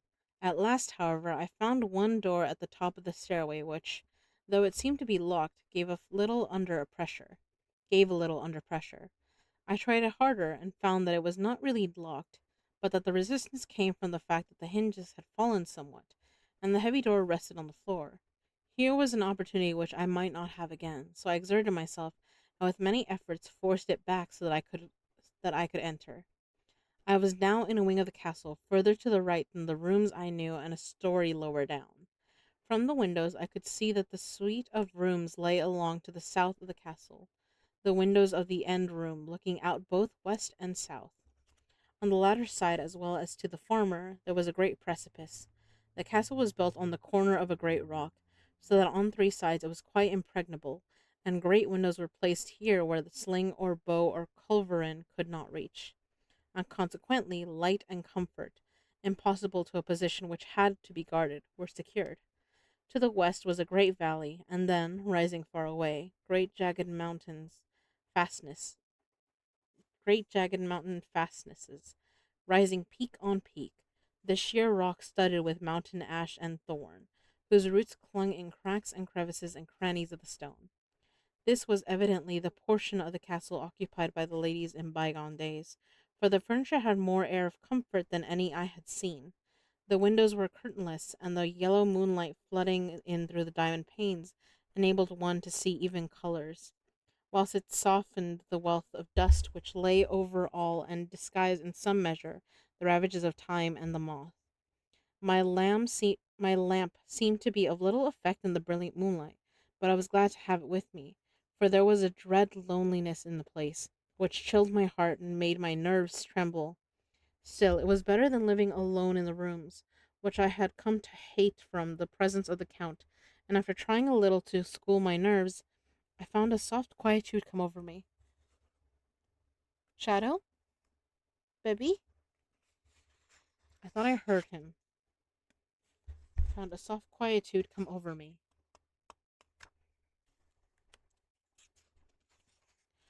Here I am, sitting at a little oak table where in old times possibly some fair lady sat to pen, with much with much thought and many blushes, her ill-spelt love letter, and writing in my diary in shorthand all that has happened since I closed it last. It is 19th century, up to date with a vengeance, and yet, unless my senses deceive me, the old centuries had and have powers of their own which mere modernity cannot kill. Later, the morning of 16 May. God preserve my sanity, for to this I am reduced. Safety and the assurance of safety are things of the past. Whilst I live on here, there is but one thing to hope for, that I may not go mad, if indeed I be not mad already. If I be sane, then surely it is maddening to think that of all the foul things that lurk in this hateful place, the Count is the least dreadful to me, that to him alone I can look for safety, even though this be only whilst I can serve his purpose. Great God, merciful God, let me be calm, for out of that way lies madness indeed. I begin to get new lights on certain things which have puzzled me. Up to now I never quite knew what Shakespeare meant when he made Hamlet say, "My tablets, quick, my tablets! 'Tis meet that I put it down," etc. For now, feeling as though my own brain were unhinged, or as if the shock had come with must and which must end in its undoing, I turned to my diary for repose. The habit of entering accurately must help to soothe me. The Count's mysterious warning frightened me at the time. It frightens me more now when I think of it, for in future he has a fearful hold upon me. I shall fear to doubt what he may say. When I had written in my diary and had fortunately replaced the book and pen in my pocket, I felt sleepy.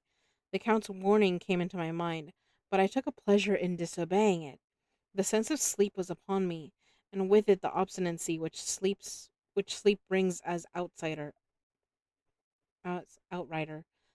The soft moonlight soothed, and the wide expanse without gave a sense of freedom which refreshed me. I determined not to return tonight to the gloom haunted rooms, but to sleep here, where of old ladies, were of old. Ladies had sat and sung and lived sweet lives whilst their gentle breasts were sad for their menfolk away in the midst of remorseless wars. I drew a great couch out of its place near the corner so that as I lay, I could look at the lovely view to the east and south, and unthinking of and uncaring for the dust, compose myself for sleep. I suppose I must have fallen asleep. I hope so, but I fear, for all that followed was startlingly real. So real that now sitting here in the broad, full sunlight of the morning, I cannot in the least believe that it was all sleep. I was not alone. The room was the same, unchanged in any way since I came into it. I could see along the floor in the brilliant moonlight my own footsteps marked where I had disturbed the long accumulation of dust. In the moonlight opposite me were three young women, ladies by their dress and manner. I thought at the time that I must be dreaming when I saw them, for though the moonlight was behind them, they drew no shadow on the floor. They came close to me and looked at me for some time and then whispered together. Two were dark and had high aquiline noses like the Count, and great dark piercing eyes that seemed to be almost red when contrasted with the pale yellow moon. The other was fair, as fair as can be, with great wavy masses of golden hair and eyes like pale sapphires. I seemed somehow to know her face, and to know it in connection with some dreamy fear, but I could not recollect at the moment how or where. All three had brilliant white teeth that shone like pearls against the ruby of their voluptuous lips. There was something about them that made me uneasy, some longing, and at the same time some deadly fear. I felt in my heart a wicked, burning desire that they would kiss me with those red lips. It is not good to note this down, lest some day it should meet Mina's eyes and cause her pain, but it is the truth. They whispered together, and they all three laughed. Such a silvery, musical laugh, but as hard as though the sound never could have come through the softness of human lips.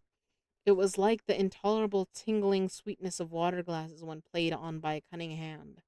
The fair girl shook her head coquettishly, and the other two urged her on. One said, "Go on, you are first, and we shall follow. Yours is the right to begin." And the other added, "He is young and strong. There are kisses for us all." I lay quiet, looking out under my eyelashes in an agony of delightful anticipation. The fair girl advanced and bent over me till I could feel the movement of her breath upon me. Sweet it was in one sense, honey sweet, and sent the same tingling through the nerves as her voice, but with a bitter underlying the sweet, a bitter offensiveness as one smells in blood. I was afraid to raise my eyelids, but looked out and saw perfectly under the lashes.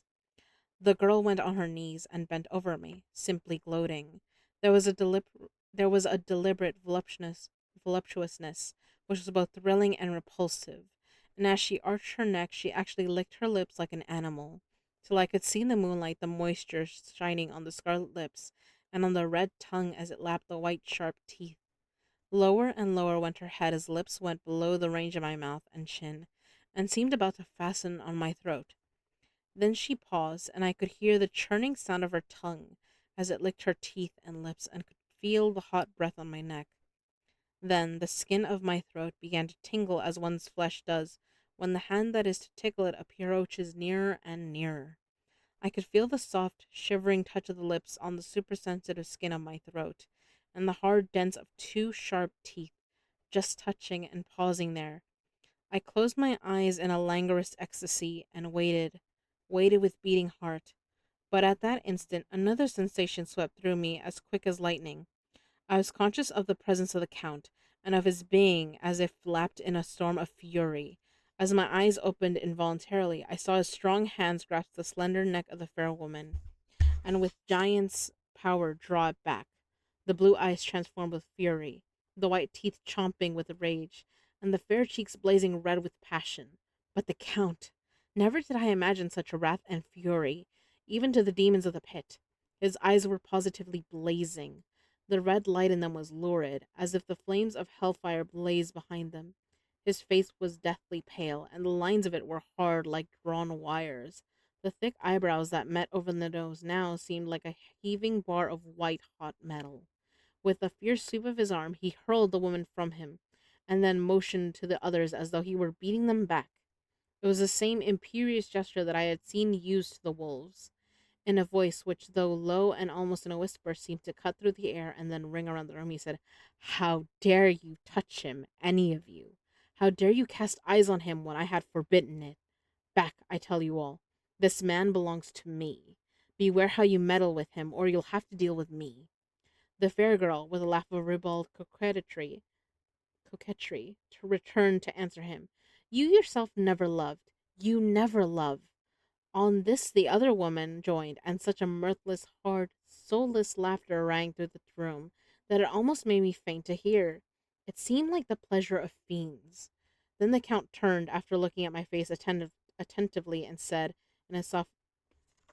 Then the count turned, after looking at my face attentively, and said in a soft whisper, "Yes, I too can love.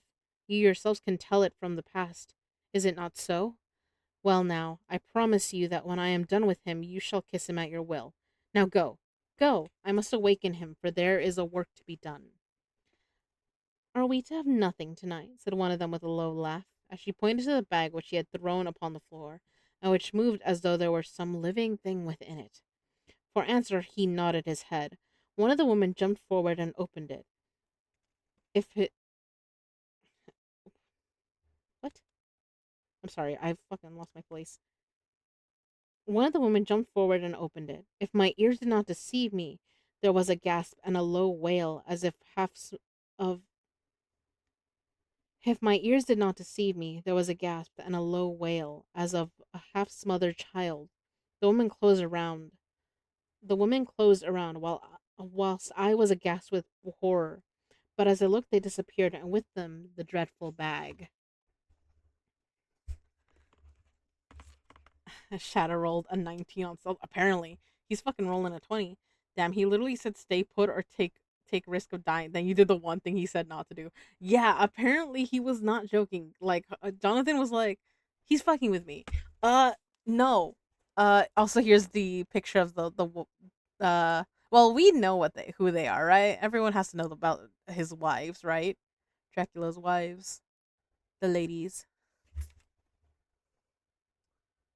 I mean, shoot, I would have just let it happen, but Dracula came in and was like, "He's mine." I'm like, "Damn, okay, I ship it." I didn't realize how. Although to be fair, wives are consorts. Yeah, there's something right there. I thought they were his. Yeah, there's something. There's a Rolton chat. I'm like, damn, he really said this one's mine, and then they're like, "You never like love anyone." He's like, "All right, well, I can, and when I'm done with him, you can have him." I'm just like, Jesus, you gonna say that right in front of him? But he also said I have to wake him, so maybe he's like half. He's in like a half sleep state. There was no door near them, and they could not have passed me without my noticing. They simply seemed to fade into the rays of the moonlight and pass out through the window, for I could see outside the dim, shadowy forms for a moment before they entirely faded away. Then the horror overcame me, and I sank down unconscious. Okay, he fainted. I feel bad for the child. I know. Well, yeah. I was gonna say. I mean, that is if it is a child. But yeah, I gotta think you're right, Eli. Fuck, man. Christ, my boy. Ooh, chapter 4. Jonathan Harker's journal continued. But look, I like how each chapter has a different one. Like the second chapter was Dracula. The third one was the fuck, what was the third one? The third one was a little skull, cause warning, right? And then this one is a little bat. I like bats. Bats are adorable. Okay. 4. Jonathan Harker's journal continued. I awoke in my own bed. If it be that I had not dreamt, the Count must have carried me here. I tried to satisfy myself on the subject, but could not arrive at any unquestionable result. To be sure, there were certain small evidences, such as that my clothes were folded and laid by in a manner which was not my habit. My watch was still unwound, and I am rigorously accustomed to wind it at the last thing before going to bed, and many such details. But these things are no proof, for they may have been evidence that my mind was not as usual, and from some cause or another I had certainly been much upset. I must watch for proof. Of one thing I am glad, if it was that the Count carried me here and undressed me, he must have been hurried in the task, for my pockets are intact. I am sure this diary would have been a mystery to him which he would not have brooked. He would have taken or destroyed it. As I looked around this room, although it has been to me so full of fear, it is now a sort of sanctuary, for nothing can be more dreadful than those awful women who are waiting to suck my blood. Interesting. He doesn't like women. No, I was kidding. Man has lost his shit. Yeah. Child got turned to a room decoration. Yeah. Well, I think he got turned into dinner, basically. Um, 18 of May. I have been down to look at the room again in daylight, for I must know the truth. When I got to the doorway at the top of the stairs, I found it closed. It had been so forcibly driven against the jamb that part of the woodwork was splintered. I could see that the bolt of the lock had not been shot, but the door is fastened from the inside. I fear it was no dream, and must act on this surmise. 19 of May. I am surely in the toils. Last night the Count asked me in the suavest tone to write 3 letters. One saying that my work here was nearly done, and that I should start for home within a few days. Another that I was starting on the next morning from the time of the letter, and the third that I had left the castle and arrived at Bistritz. I would fain have rebelled, but I felt that in the present state of things it would be madness to quarrel openly with the Count, whilst I am so absolutely in his power, and to refuse would be to excite his suspicion and to arouse his anger. He knows that I know too much, and that I must not live, lest I be dangerous to him. My only chance is to prolong my opportunities. Something may occur which will give me a chance to escape. I saw in his eyes something of that gathering wrath which was manifest when he hurled that fair woman from him. He explained to me that the posts were few and uncertain, and that my writing now would ensure ease of mind to my friends. And he assured me with so much impressiveness that he would countermand the later letters, which would be held over at Bistritz until due time in case chance would admit of my prolonging my stay. That to oppose him would have been to create new suspicion. I therefore pretended to fall in with his views and asked him what dates I should put on the letters. He calculated a minute and then said the first should be June 12, the second June 19, and the third June 29. I know now the span of my life. God help me. 28 of May. There is a chance of escape, or at any rate of being able to send word home. A band of Cisgani have come to the castle and are encamped in the courtyard. These Cisgani are gypsies. I have notes of them in my book. They are peculiar to this part of the world, though allied to the ordinary gypsies all the world over. There are thousands of them in Hungary and Transylvania, who are almost outside all law. They attach themselves as a rule to some great noble or boyar, and call themselves by his name. They are fearless and without religion, save superstition, and they talk only their own varieties of the Romani tongue. I shall write some letters home, and shall try to get them to have them posted. I have already spoken them through my window to begin acquaintanceship. They took their hats off and made obeisance, and many signs, which, however, I could not understand any more than I could their spoken language. There's a spot of blood on the page. I have written the letters. Mina's is in Mina's is in shorthand, and I simply ask Mr. Hawkins to communicate with her.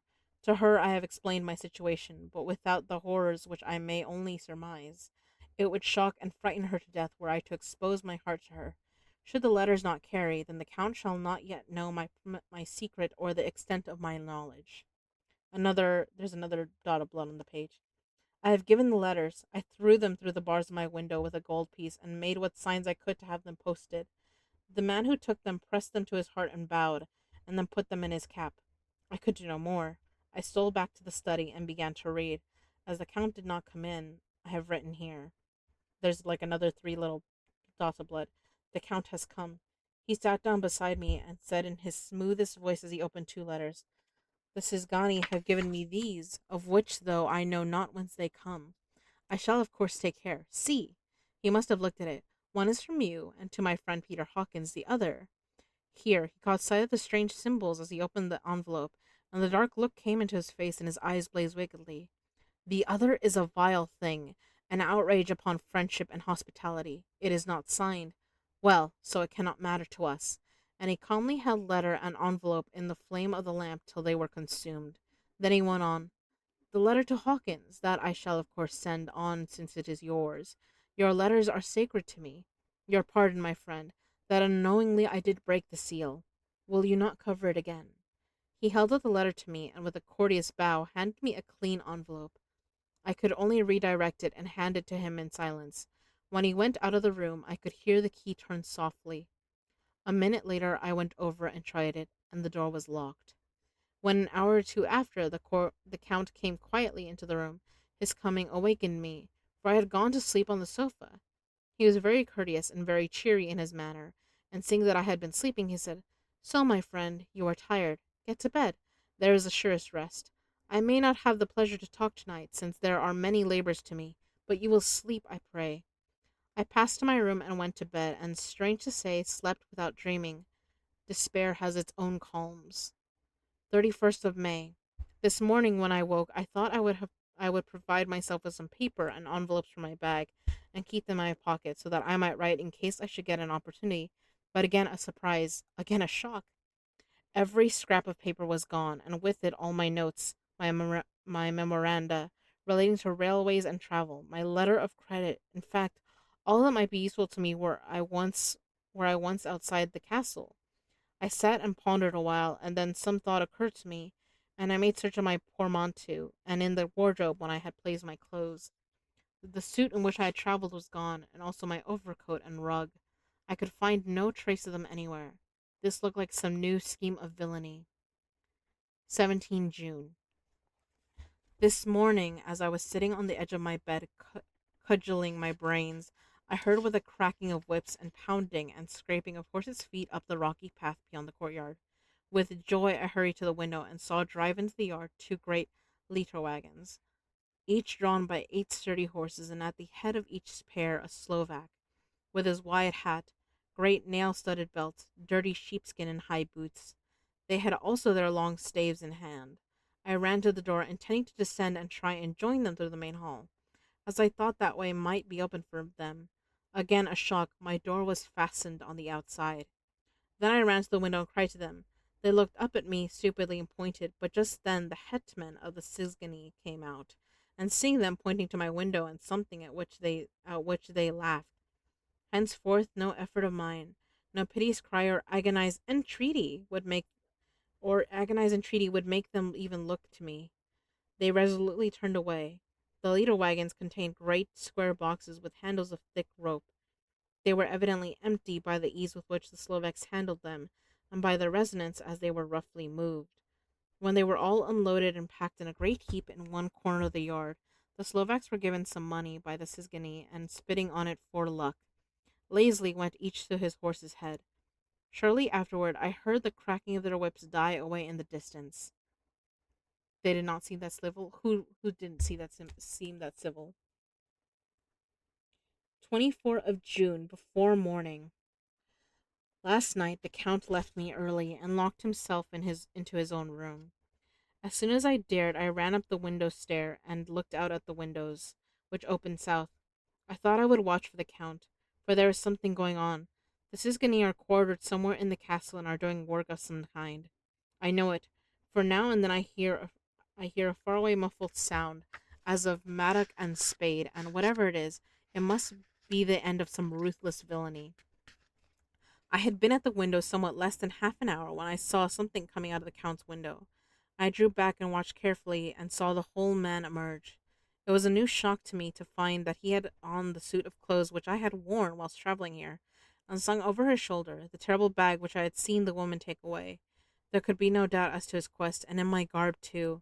This then is his scheme of evil, that he will allow others to see me as they think, so that he may both leave evidence that I have been seen in town or villages posting my own letters, and that any wickedness which he may do shall by the local people be attributed to me. It makes me rage to think that this can go on, and whilst I am shut up here, a veritable prisoner, but without the protection of the law, which is even a criminal's right and consolation. I thought I would watch for the Count's return, and for a long time sat doggedly at the window. Then I began to notice that there was some quaint little specks floating in the rays of the moonlight. They were like the tiniest grains of dust, and they whirled around and gathered in clusters in a nebulous sort of way. I watched them with a sense of soothing, and a sort of calm stole over me. I leaned back in the embrasure in a more comfortable position, so that I could enjoy more fully the aerial gamboling. Something made me start up, a low, piteous howling of dogs somewhere far below in the valley, which was hidden from my sight. Louder it seemed to ring in my ears, and the floating motes of dust to take new shapes to the sound as they danced in the moonlight. I felt myself struggling to awake to some call of my instincts. Nay, my very soul was struggling, and my half remembered sensibilities were striving to answer the call. I was becoming hypnotized. Quicker and quicker danced the dust. The moonbeams seemed to quiver as they went by me into the mass of gloom beyond. More and more they gathered till they seemed to take dim, phantom shapes. And then I started, broad awake and in full possession of my senses, and ran screaming from the place. The phantom shapes, which were becoming gradually materialized from the moonbeams, were those of the three ghostly women to whom I was doomed. I fled and felt somewhat safer in in my own room, where there was no moonlight and where the lamp was burning brightly. When a couple of hours had passed, I heard something stirring in the Count's room, something like a sharp wail quickly suppressed, and then there was silence, deep, awful silence, which chilled me. With a beating heart, I tried the door, but I was locked in my prison and could do nothing. I sat down and simply cried. As I sat, I heard a sound in the courtyard without, the agonized cry of a woman. I rushed to the window and, throwing it up, peered out between the bars.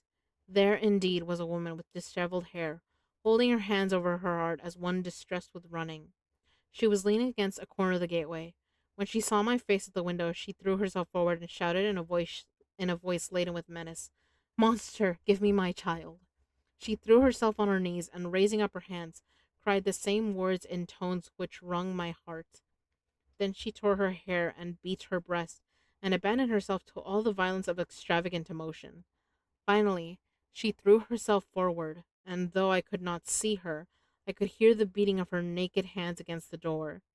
Somewhat high overhead, probably on the tower, I heard the voice of the Count calling in his harsh metallic whisper.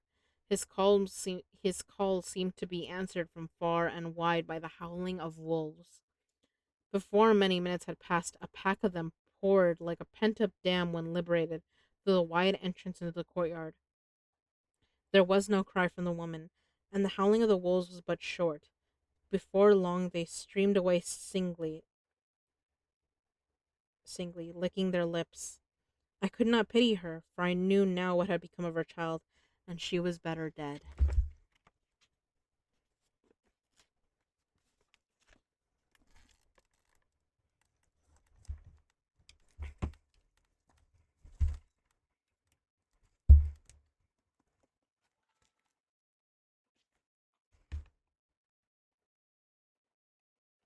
Yeah, it's not going great. What shall I do? What can I do? How can I escape from this dreadful thing of night and gloom and fear? Fucked up but reasonable. Yeah, the wolves might be a better fate. Well, I think the vampire would be a better fate than the wolves, but I get why to them they're like, I'd rather be taken out by the wolves than a monster. But to me, I'm like, vampires want blood. The wolves will like rip you apart. I'm like, nah, I don't want to be ripped apart. You can drain me. 25th of June morning. No man knows till he has suffered from the night how sweet and how dear to his heart and eye the morning can be. When the sun grew so high this morning that it struck the top of the great gateway opposite my window, the high spot which it touched seemed to me as if the dove from the ark had lighted there. My fear fell from me as if it had been a vaporous garment which dissolved in the warmth. I must take action of some sort whilst the courage of the day is upon me. Last night, one of my post-dated letters went to post, the first of that fatal series which is to blot out the very traces of my existence from the earth. Let me not think of it. Action. It has always been at night time that I have been molested or threatened, or in some way in danger or in fear. I have not yet seen the Count in the daylight. Can it be that he sleeps when others wake? That he may be awake whilst they sleep? If I could only get into his room. But there is no possible way. The door is always locked. No way for me. Yes, there is a way if one dares to take it. Where his body is gone, why may not another body go? I have seen him myself crawl from his window. Why should I not imitate him and go in by his window? The chances are desperate, but my need is more desperate still. I shall risk it. At the worst, it can only be death, and a man's death is not a calf's, and the dreaded hereafter may still be open to me. God help me in my task. Goodbye, Mina. If I fail, goodbye, my faithful friend and second father. Goodbye, all, and last of all, Mina. Same day later, I have made the effort, and God helping me, have come safely back to this room. I must put down every detail in order. I went, whilst my courage was fresh, straight to the window on the south side, and at once got outside on the narrow ledge of stone which runs around the building on this side. The stones are big and roughly cut, and the mortar has by process of time been washed away between them. I took off my boots and ventured out on the desperate way. I looked down once so as to make sure that a sudden glimpse of the awful depth would not overcome me, but after that kept my eyes away from it. I knew pretty well the direction and distance of the Count's window, and made for it as well as I could, having regarded to the opportunities available. I did not feel dizzy. I suppose I was too excited. The time seemed ridiculously short till I found myself standing on the window sill and trying to raise up the sash. I was filled with agitation, however, when I bent down and slid feet foremost in through the window. Then I looked around for the Count, but with surprising gladness made a discovery. The room was empty. It was barely furnished with odd things, which seemed to have never been used. The furniture was something the same style as that in the south rooms and was covered with dust. I looked for the key, but it was not in the lock, and I could not find it anywhere. The only thing I found was a great heap of gold in one corner. Gold of all kinds, Roman and British and Austrian, and Hungarian and Greek and Turkish money covered with a film of dust, as though it had lain long in the ground. None of it that I noticed were less than 300 years old. There was also chains and ornaments, some jeweled, but all of them old and stained. At one corner of the room was a heavy door. I tried it, for since I could not find the key of the room or the key of the outer door, which was the main object of my search, I must make further examination, or all my efforts would be in vain. It was open, and led through a stone passage to a circular stairway which went steeply down. I descended, minding carefully where I went, for the stairs were dark, being only lit by loopholes in the heavy masonry. At the bottom there was a dark, tunnel-like passage, through which came a deathly, sickly odor, the odor of old earth newly turned. As I went through the passage, the smell grew closer and heavier. At last, I pulled open a heavy door which stood ajar, and found myself in an old ruined chapel, which had evidently been used as a graveyard. The roof was broken, and in two places were steps leading to vaults, but the ground had recently been dug over, and the earth placed in great wooden boxes, manifestly those which had been brought by the Slovaks. There was nobody about, and I made search for any further outlet, but there was none. Then I went over every inch of the ground, so as not to lose a chance. I went down even into the vaults, where the dim light struggled, although to do so was a dread to my very soul. In two of these I went, but saw nothing except fragments of old coffins and piles of dust in the third. However, I made a discovery. There, in one of the great boxes, of which there were 50 in all, on a pile of newly dug earth, lay the Count. He was either dead or asleep. I could not say which, for the eyes were open and stony, but without the glassiness of death, and the cheeks had the warmth of life through all their pallor. The lips were as red as ever, but there was no sign of movement, no pulse, no breath, no beating of heart. I bent over him and tried to find any sign of life, but in vain. He could not have lain there long, for the earthy smell would have passed away in a few hours. By the side of the box was its cover, pierced with holes here and there. I thought he might have the keys on him, but when I went on to search, I saw the dead eyes, and in them, dead though they were, such a look of hate, though unconscious of me or my presence, that I fled from the place, and leaving the Count's room by the window, crawled again up the castle wall. Regaining my room, I threw myself panting upon the bed and tried to think. A box of dirt.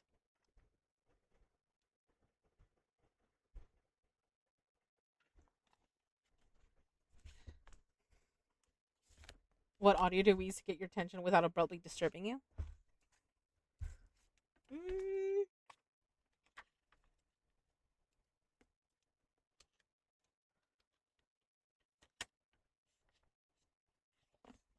think they're all fine.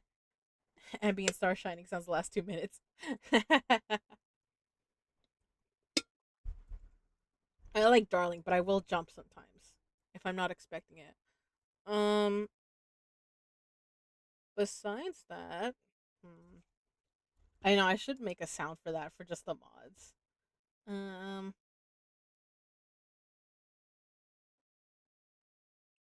besides that, I think the quietest one I have is take that depression.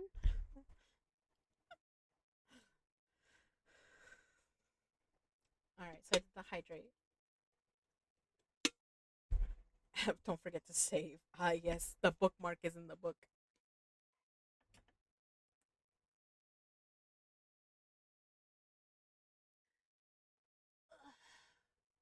There we go.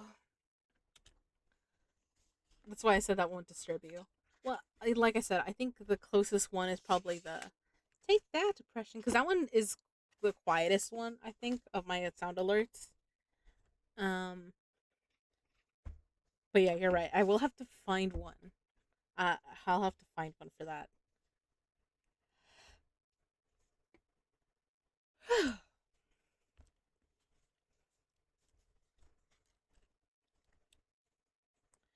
29 June. Today is the date of my last letter, and the Count has taken steps to prove that it was genuine. For again, I saw him leave the castle by the same window and in my clothes.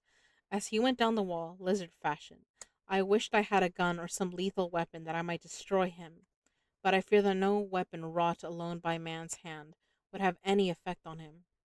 I dared not wait to see him return, for I feared to see those weird sisters. I came back to the library and read there till I fell asleep. I was awakened by the Count, who looked at me as grimly as a man can look, as he said, "Tomorrow, my friend, we must part. You return to your beautiful England, I to some work which may have such an end that we may never meet. Your letter home has been dispatched. Tomorrow I shall not be here, but all shall be ready for your journey. In the morning come the Zizgani, who have some labors of their own here, and also come some Slovaks. When they have gone, my carriage shall come for you, and shall bear you to the Borgo Pass to meet the diligence from the Bukovina to Bistritz. But I am in hopes that I shall see more of you at Castle Dracula." I suspected him and determined to test his sincerity. Sincerity. It seemed like a profanation of the word to write it, and its connection with such a monster. So asked him point blank, "Why may I not go tonight?" "Because, dear sir, my coachman and horses are away on a mission." "But I would walk with pleasure. I want to get away at once." He smiled, such a soft, smooth, diabolical smile that I knew there was some trick behind his smoothness. He said, "And your baggage?" "I do not care about it. I can send for it some other time." The Count stood up and said with a sweet courtesy which made me rub my eyes, it seemed so real, "Your English has a saying which is close to my heart, for its spirit is that which rules our boyars. Welcome the coming, speed the parting guest. Come with me, my dear young friend. Not an hour shall you wait in my house against your will, though sad am I at your going, that you so suddenly desire it. Come." With a stately gravity, he, with the lamp, preceded me down the stairs and along the hall. Suddenly he stopped. "Hark!" "Yes, baby?" "Why did you yawn? It's only 12. "I don't know. I just had to yawn." "Oh, baby boy. You came to hear the story about Dracula?"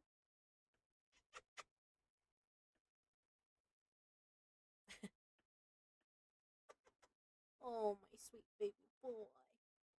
My sweet baby." You were like falling asleep in mommy's arms already. My phone.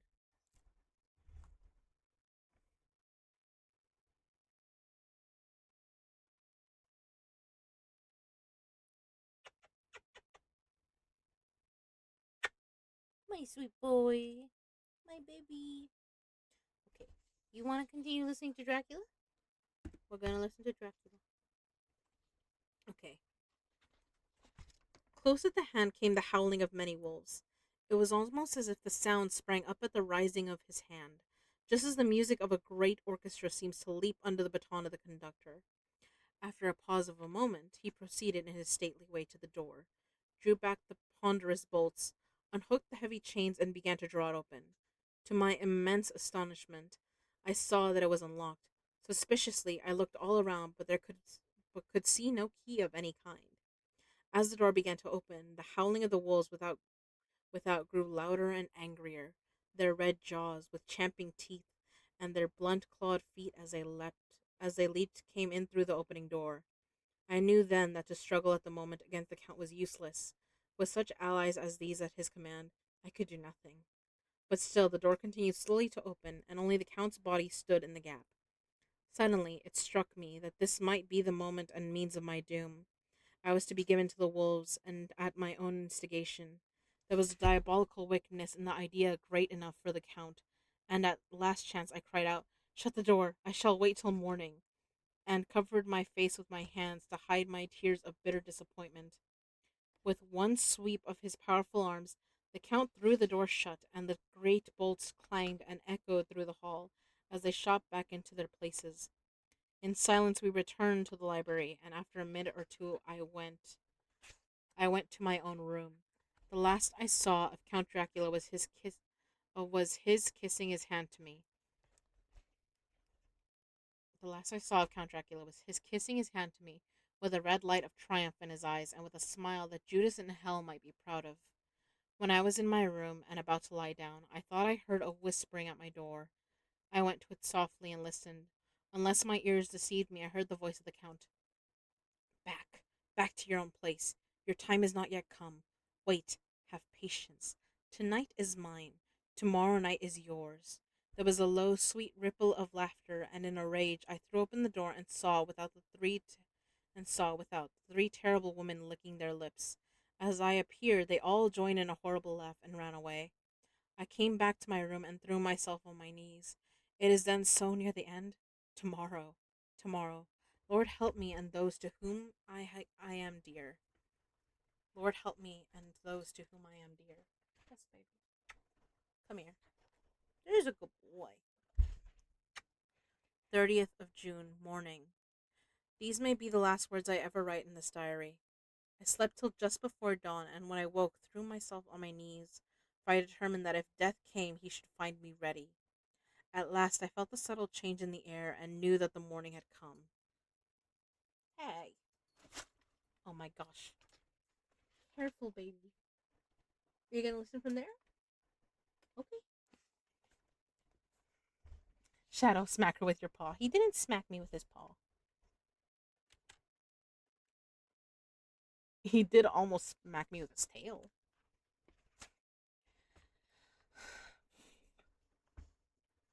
At last I felt that subtle change in the air and knew that the morning had come. Then came the welcome cock crow, and I felt that I was safe. With a glad heart I opened my door and ran down to the hall. I had seen that the door was unlocked, and now escape was before me. With hands that trembled with eagerness, I unhooked the chains and drew back the massive bolts. But the door would not move. Despair seized me. I pulled and pulled at the door and shook it till, massive as it was, it rattled in its casement. I could see the bolt shot. It had been locked after I left the Count. Then a wild desire took me to obtain that key at any risk, and I determined then and there to scale the wall again and gain the Count's room. He might kill me, but death now seemed the happier choice of evils. Without a pause, I rushed up to the east window and scrambled down the wall as before in the Count's room. It was empty, but that was as expected.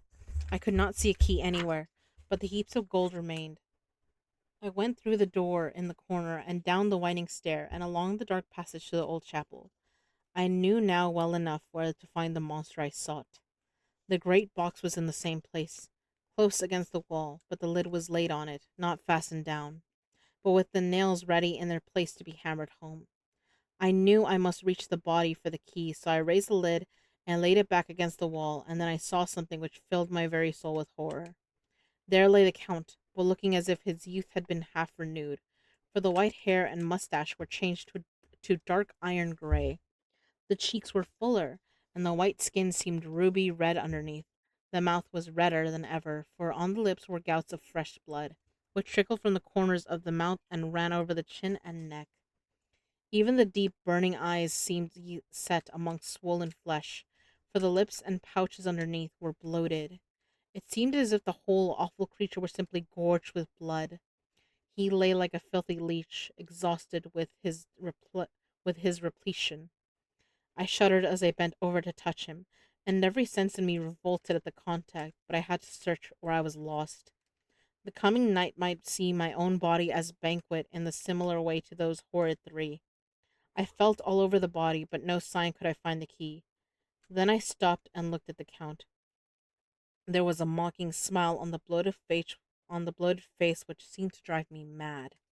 This was the being I was helping to transfer to London, where perhaps for centuries to come he might, amongst its teeming millions, satiate his lust for blood and create a new and ever widening circle of semi demons to batten on the helpless. The very thought drove me mad. A terrible desire came upon me to rid the world of such a monster. There was no lethal weapon at hand, but I seized the shovel which the workmen had been using to fill the cases and lifted it high, struck with the edge downward at the hateful face. But as I did so, the head turned, and the eyes fell full upon me with all their blaze of basilisk horror. The sight seemed to paralyze me, and the shovel turned in my hand and glanced from the face, merely making a deep gash above the forehead. The shovel fell from my hand across the box, and as I pulled it away, the flames of the blade caught the edge of the lid, which fell over again and hid the horrid thing from my sight. The last glimpse I had was of the bloated face, blood-stained and fixed with a grin of malice which would have held its own in the nethermost of hell. I thought and thought what should be my next move, but my brain seemed on fire, and I waited with a despairing feeling growing over me. As I waited, I heard in the distance a gypsy song sung by merry voices coming closer, and through their song, the rolling of heavy wheels and the cracking of whips, the Cisgani and the Slovaks of whom the Count had spoken were coming. With a last look around and at the box which contained the vile body, I ran from the place and gained the Count's room, determined to rush out the moment the door should be opened. With strained ears I listened, and heard downstairs the grinding of the key in the great lock, and the falling back of the heavy door. There must have been some other means of entry, or someone had a key for one of the locked doors. Then there came the sound of many feet tramping and dying away in some passage, which sent up a clanging echo. I turned to run down again toward the vault, where I might find the new entrance, but at the moment there seemed to come a violent puff of wind, and the door to the winding stair blew to with a shock that set the dust from the lintels flying. When I ran to push it open, I found that it was hopelessly fast. I was again a prisoner, and the net of doom was closing around me more closely. As I write, there is in the passage below a sound of many tramping feet, and the crash of weights being set down heavily, doubtless the boxes with their freight of earth. There is a sound of hammering. It is the box being nailed down. Now I can hear the heavy feet tramping again along the hall, with many other idle feet coming behind them. The door is shut, and the chains rattle. There is a grinding of the key in the lock. I can hear the key withdraw. Then another door opens and shuts. I hear the creaking of lock and bolt. Hark! In the courtyard and down the rocky way, the roll of heavy wheels, the crack of whips, and the chorus of the Cisgani as they pass into the distance. I am alone in the castle with those awful women. It literally says fog, like Faugh, but I'm thinking it's fuck. Fog. Mina is a woman, and there is not in common. They are devils of the pit. I shall not remain alone with them. I shall try to scale the castle wall farther than I have yet attempted. I shall take some of the gold with me, lest I want it later. I may find a way from this dreadful place, and then away for home, away to the quickest and nearest train, away from this cursed spot, from this cursed land, where the devil and his children still walk with earthly feet. At least God's mercy is better than that of these monsters, and the precipice is steep and high. At its foot a man may sleep as a man. Goodbye, all. Mina. Alright, we will probably do like one more chapter. We'll see. Maybe two. We'll see how fast I read to.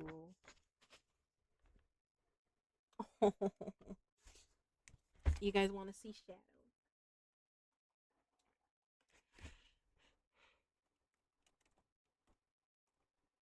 Look at our son over there. He's on top of the box that I use for recording, and I have like I have a shirt on there because I use it to dry my hair usually, but it's dry right now on some crinkled paper, and he's sleeping on it. Ah, now I gotta fix my thingy back. There we go. Oop,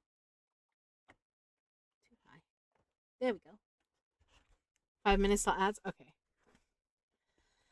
Chapter 5. Letter from Miss Mina Murray to Miss Lucy Westerna. 9 of May. My dearest Lucy, forgive my long delay in writing, but I have been simply overwhelmed with work. The life of an assistant schoolmistress is something trying. I am longing to be with you and by the sea, where we can talk together freely and build our castles in the air. I've been working very hard lately because I want to keep up with Jonathan's studies, and I have been practicing shorthand very assiduously. When we are married, I shall be able to be useful to Jonathan, and if I can stenograph well enough, I can take down what he wants to say in this way and write it out for him on the typewriter, at which I am practicing very hard. He and I sometimes write letters in shorthand, and he is keeping a stenographic journal of his travels abroad. When I am with you, I shall keep a diary in the same way. I don't mean one of these 2 pages to the week with Sundays squeezed in his corner diaries, but a sort of journal which I can write in whenever I feel inclined. I do not suppose there will be much of interest to other people, but it is not intended for them. I may show it to Jonathan some day if there is in it anything worth sharing, but it is really an exercise book. I shall try to do what I see lady journalists do, interviewing and writing descriptions and trying to remember conversations. I am told that with a little practice one can remember all that goes on, or that one hears said during a day. However, we shall see. I will tell you of my little plans when we meet. I have just had a few hurried lines from Jonathan from Transylvania. He is well and will be returning in about a week. I am longing to hear all his news. It must be so nice to see strange countries. I wonder if we, I mean Jonathan and I, shall ever see them together. There is the 10 o'clock bell ringing. Goodbye. Your loving Mina. Tell me all the news when you write. You have not told me anything for a long time. I hear rumors, and especially of a tall, handsome, curly haired man. And I love that the little picture is like of London, looks like. Oop. Like you can, like,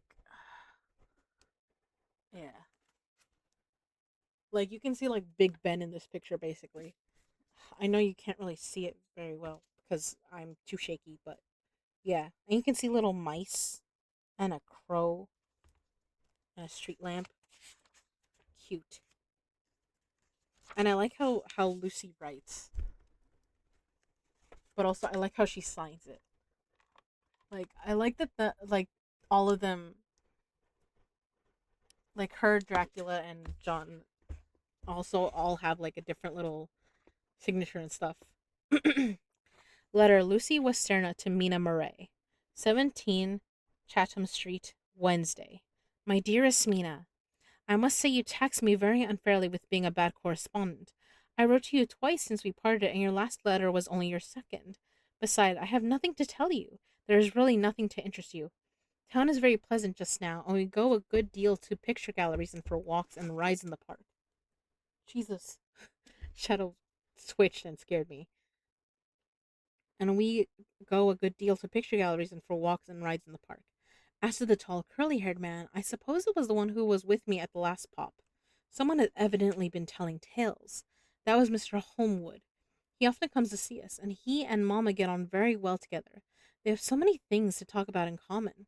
We met some time ago a man that would just do for you if you were not already engaged to Jonathan.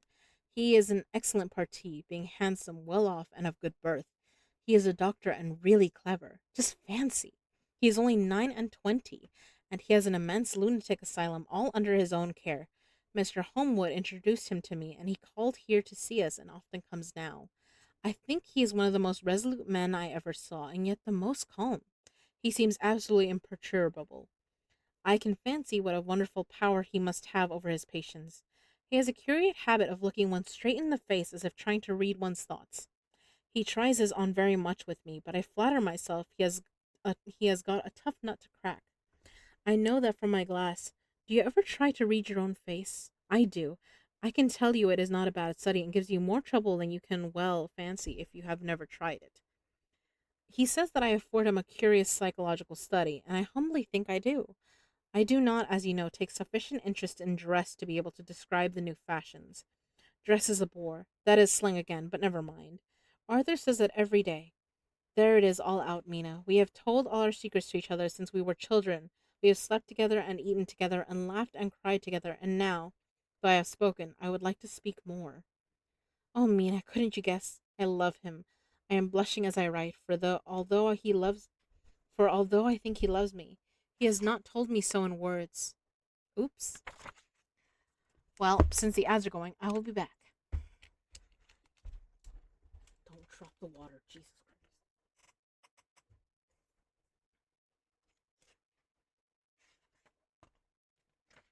I will be right back to read to you, baby. I need like another camera to put on just shadow sometimes, I swear to God. I will do that when I come back, Eli.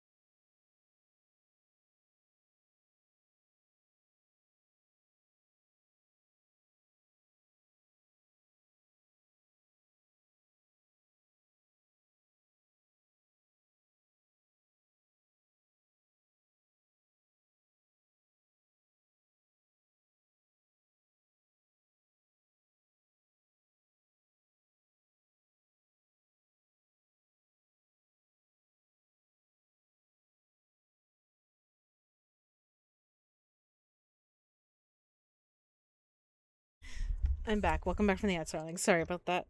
I I was like, oh, it's midnight. I should brush my teeth before it's like so late that it would disturb anyone. But it's kind of funny. Just now when I opened my door, I kind of smacked Shadow's butt with the door because he was sitting in front of it. I was like, oh no, my poor baby. There we go. I saw my light was green instead of blue, so that means that my sound, uh, like you guys could hear background noises. Uh, I think I hydrated before I left, but I'm not sure. So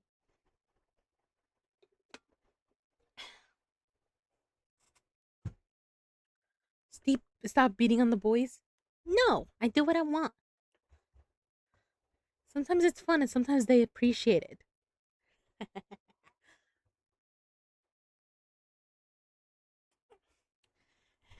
Besides, it wasn't you're so violent. I'm kidding. Only a little bit. Anyways, I'm not strong. I can be violent and not still not damage you, okay? And then there's me being clumsy where I'm like not trying to be violent at all and I'll still hurt you and I'm like, "All right, I can't win." So,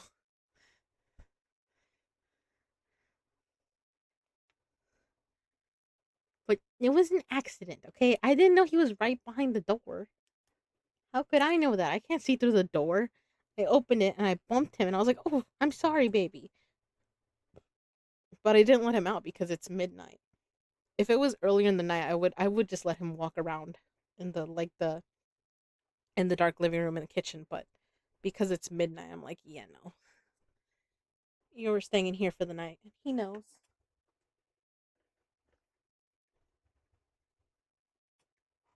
Baby, come here. Vente. He's staying over by my by the door, I think. Unless he's like directly under me. But I'm pretty sure he's by the door right now. I'm just like, baby, you can't go out right now. It's bedtime, mister. I'm just reading a bedtime story to you and everyone else now. So yeah. Okay. Onwards with Lucy's letter. Oh, Mina, couldn't you guess? I love him. I am blushing as I write, for although I think he loves me, he has not told me in so many words.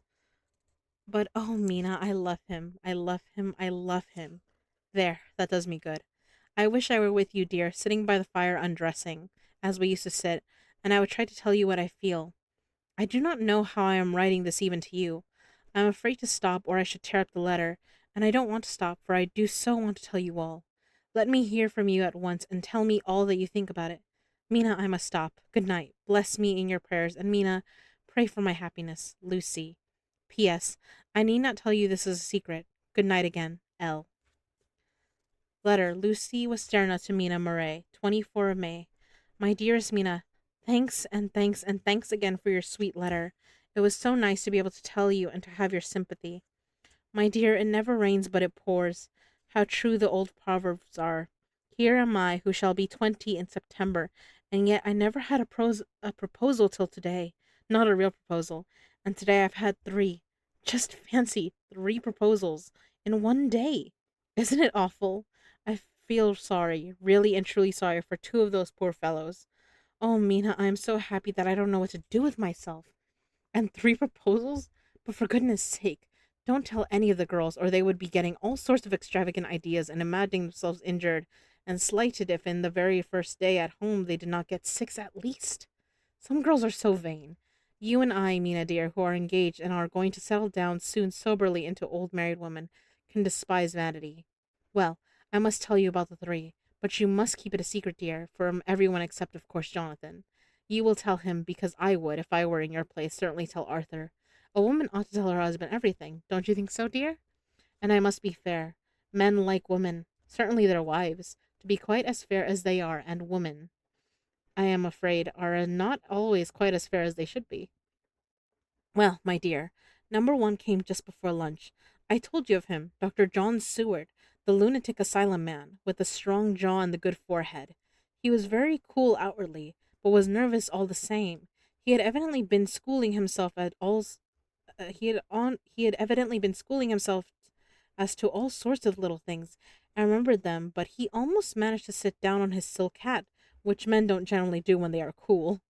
And then, when he wanted to appear at ease, he kept playing with the lancet in a way that made me nearly scream.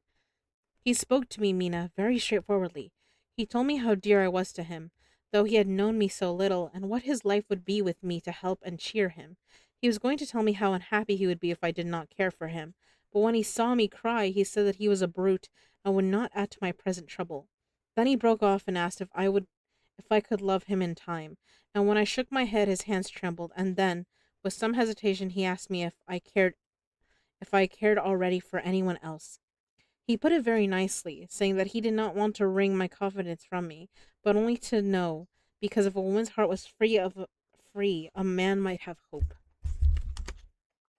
She's she's going to carry cake in and it falls candle first into the guy eye. No. Shush. I would never. I would never. I wouldn't let that happen to cake. Cake is delicious. I like cake too much to let that happen. I wouldn't drop cake or throw it at someone. Um, but I'm just like some of the way that Mina and Lucy write to each other. I'm like, okay, I could see this being a ship, but also like she's saying that she's in love with this man, so maybe not. Well, I guess bi is a thing, right? Yeah, that's fine. So yeah, because if a woman's heart was free, a man might have hope. And then Mina, I felt a sort of duty to tell him that there was someone. I only told him that much, and then he stood up and he looked very strong and very grave as he took both my hands in his and said he hoped I would be happy, and that if I ever wanted a friend, I must count him one of my best. Oh, Mina dear, I can't help crying, and you must excuse this letter being all blotted. Being proposed to is all very nice and all that sort of thing, but it isn't at all a happy thing when you have to see a poor fellow whom you know loves you honestly going away and looking all broken hearted, and to know that no matter what he may say at the moment, you are passing quite out of his life. My dear, I must stop here at present.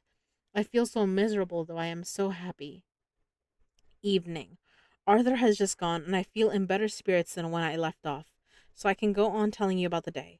Well, my dear, number two came after lunch. He is such a nice fellow, an American from Texas, and he looks so young and so fresh that it seems almost impossible that he has been to so many places and has had such adventures.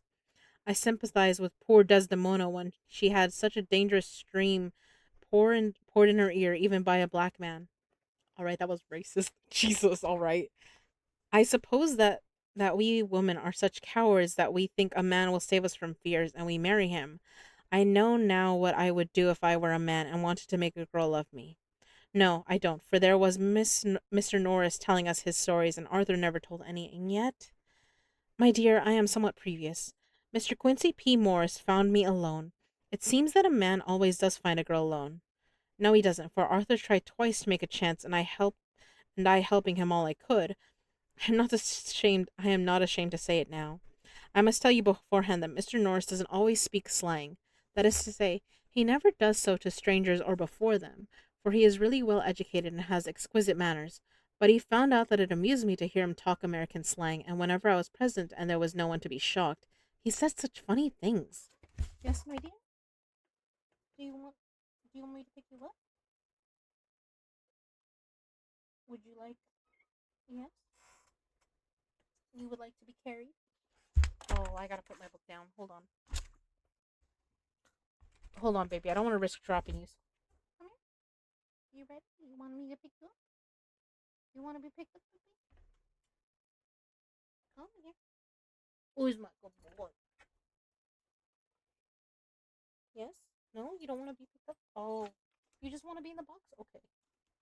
Oh, you just want me to put you in the box. Okay, so I'm putting this in the floor and I'm moving the box this way. So it's safer so you have less chance of falling down. There you go, baby. He's safer.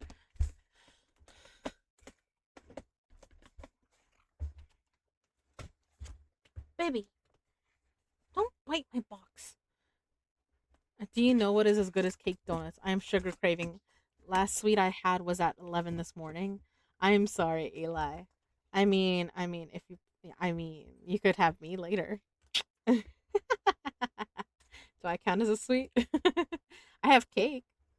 Like I have actual cake in the fridge. Oh shit, but it probably has egg. I can't give you. I can't. I'm sorry. I can't give you that cake. I can give you my cake, but not the one I have in the fridge. I'm so sorry, Eli. I'm such a kid. This is Ducklet in chat. Where the fuck was I? Um,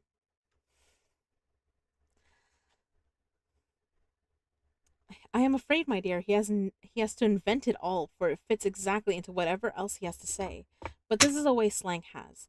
I do not know myself if I shall ever speak slang. I do not know if Arthur likes it, as I have never heard him use any as yet.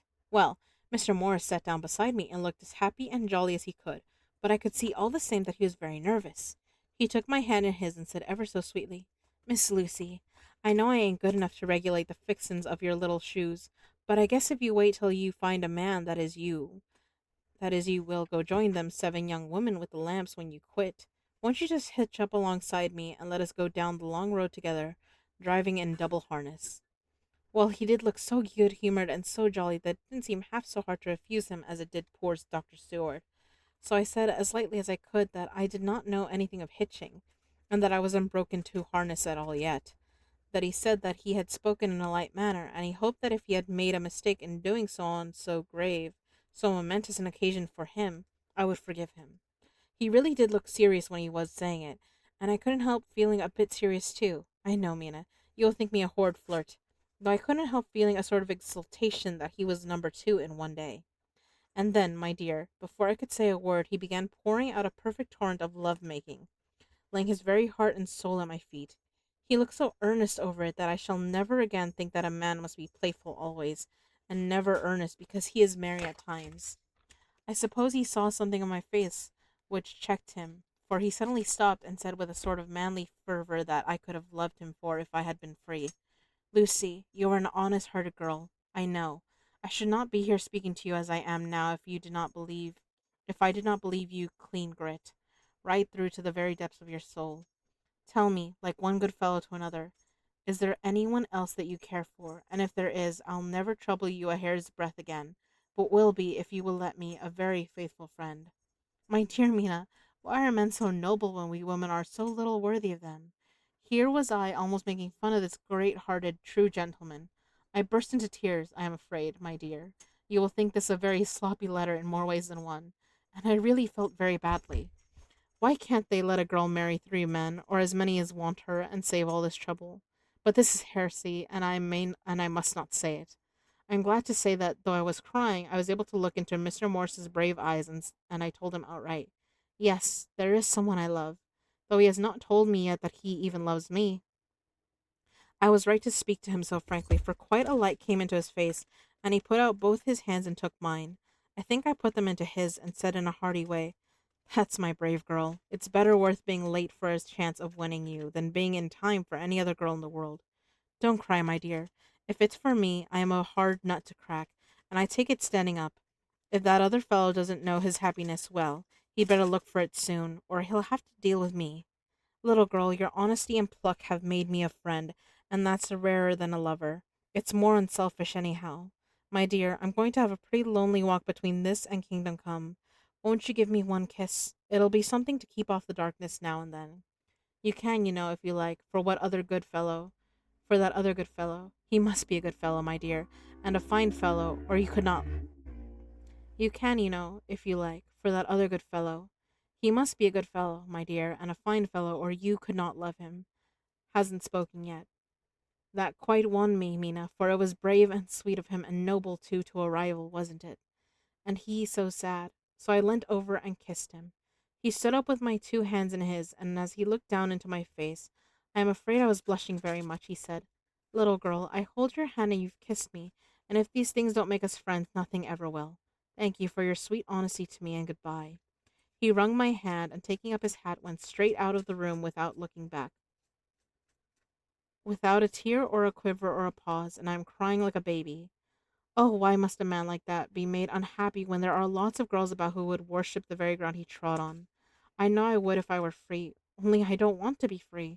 My dear, this quite upset me, and I feel I cannot write of happiness just at once, after telling you of it, and I don't wish to tell you the number 3 until it can be all happy. Ever your loving Lucy. P.S. Oh, about number 3. I needn't tell you of number 3, need I? Besides, I was all so confused. It seemed only a moment from his coming into the room till both his arms were around me and he was kissing me. I am very, very happy, and I don't know what I have done to deserve it. I must only try in the future to show what I am not that I must only try in the future to show that I am not ungrateful to God for all his goodness to me, in sending to me such a lover, such a husband, and such a friend. Goodbye. Whew. You're going to bed soon. I won't bite if you're gonna sleep. I listen. If you bite me awake, I'm not gonna be upset, Eli. Is Kay still dying, or did she go to sleep to recover? I'm dying still. Oh no, darling. I'm sorry. Can you try like a? You have a heating pad, right? Well, Jesus, baby. Oh my gosh, baby. You almost dropped the box. You are so lucky your mama caught you. You are so lucky I caught you, mister. Oh my god, you almost pulled you and the box onto the floor. And you could have bonked your head on my seat. Baby, you gotta be careful. Maybe a heating pad will help? I took some medicine. Okay. Hopefully it kicks in soon then so you can sleep nicely. Dr. Seward's diary kept in phonograph. 25th May. Ebb, tide, and appetite today. Cannot eat, cannot rest, so diary instead. Since my rebuff of yesterday, I have sort of an empty feeling. Nothing in the world seems of sufficient importance to be worth the doing. As I knew that the only cure for this sort of thing was work, I went down amongst the patients. I picked out one who has afforded me a study of much interest. He is so quaint that I am determined to understand him as well as I can. Today, I seem to get nearer than ever before to the heart of his mystery. I questioned him more fully than I had ever done, with a view to making myself master of the facts of his hallucination. In my manner of doing there was, I now see, something of cruelty. I seemed to wish to keep him to the point of his madness, a thing which I avoid with the patients as I would the mouth of hell. Memo. Under what circumstances would I not avoid the pit of hell? Omnia Romae venalia sunt. Hell has its price. If there be anything behind this instinct, it will be valuable to trace it afterward accurately, so I had better commence to do so therefore. R. M. Renfield, age 59. Sanguine temperament. Great physical strength. Morbidly excitable. Jesus, baby. Yes. Is this because I called you? Is this because I call you Renfield? You jumped up at his name. Christ. I call him Renfield when he catches bugs because I like the movie. The movie's very good. It's Nicholas Holt and Nicolas Cage, a great pair. Yes, baby. Oh, he's like letting me. He's closed his eyes as I pet him. Good boy. Okay. Sanguine temperament, great physical strength, morbidly excitable, periods of gloom ending in some fixed idea which I cannot make out. Ooh, careful. Oh, baby. Do you want to come up here? Do you want? Come on. Shadow, come here. What? Come here. Oh, you want this arm then? Okay. I can hold you with this arm. Come here. Bro, decide a hand. Okay, fine. Fine. I'll put the book down and then I'll figure out how you want me to hold you. I dropped my bookmark. Okay. Come here, baby. Come here. Come to mama. Yes, come to mama. Settle down. Settle your little footsies down. You can trust me to hold you. Oh, he purrs. He purrs so nicely for me.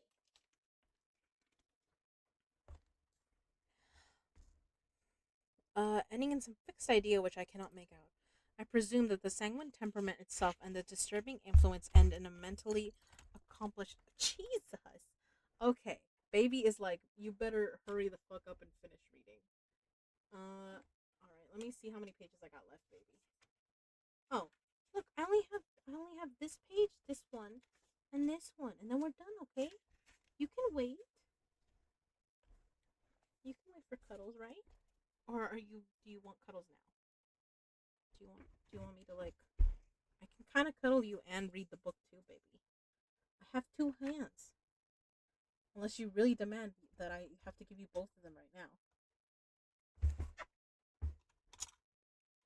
Come on, baby. Where are you gonna go? Are you gonna get up there? Okay then. Good boy. See, we're almost done for the night.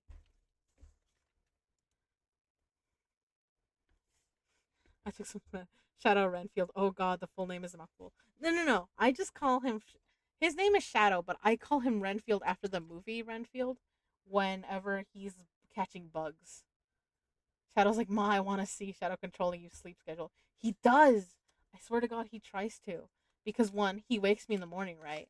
But also two, I swear to God, at night sometimes he meows at me and he's like he doesn't want me to do anything except for me to get my ass in bed. Like as soon as I'm in bed, he's like, okay, we're good. But he's meowed at me before, and Mom says that she's like, oh, good boy, Shadow, because my sleep schedule's so fucked up that she's like, the good boy's trying to fix you, and I'm like, I know, and I don't let him.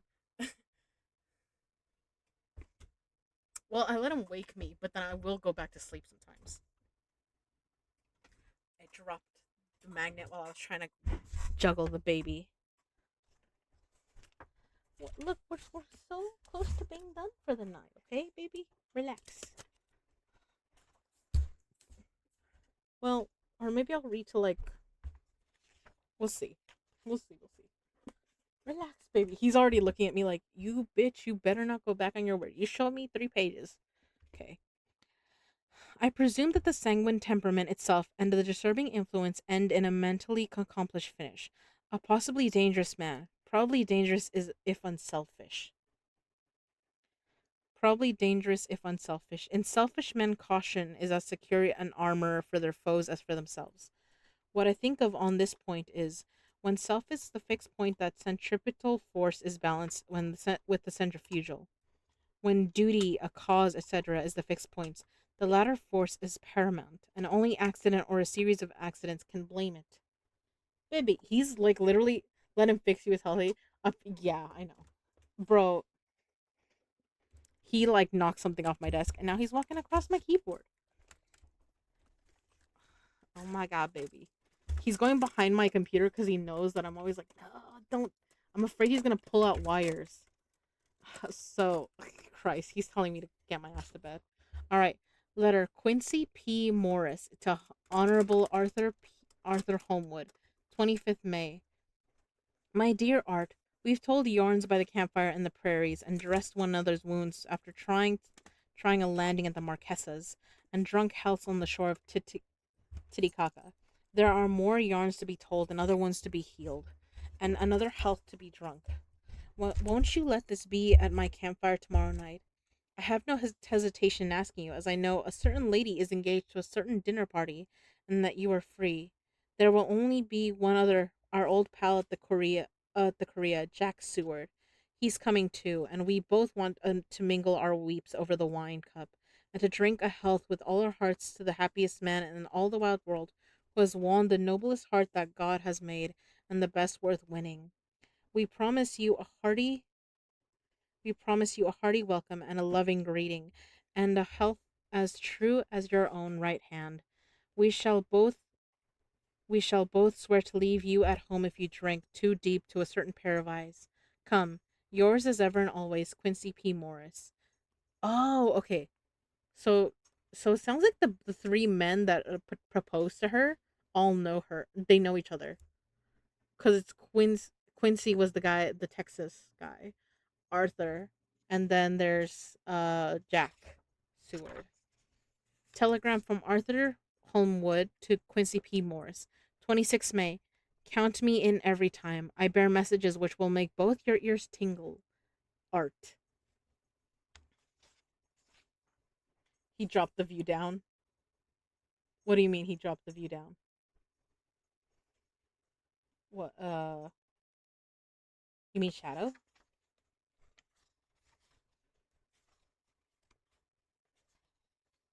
He's so silly. Oh shit. I want to read the next chapter because I think I just saw a picture of Renfield and I'm like, please. Shadow pushed the camera. Did he really? I can't tell if he did. He might have. He might have pulled the wire so it went down. There's a Scrafty in chat.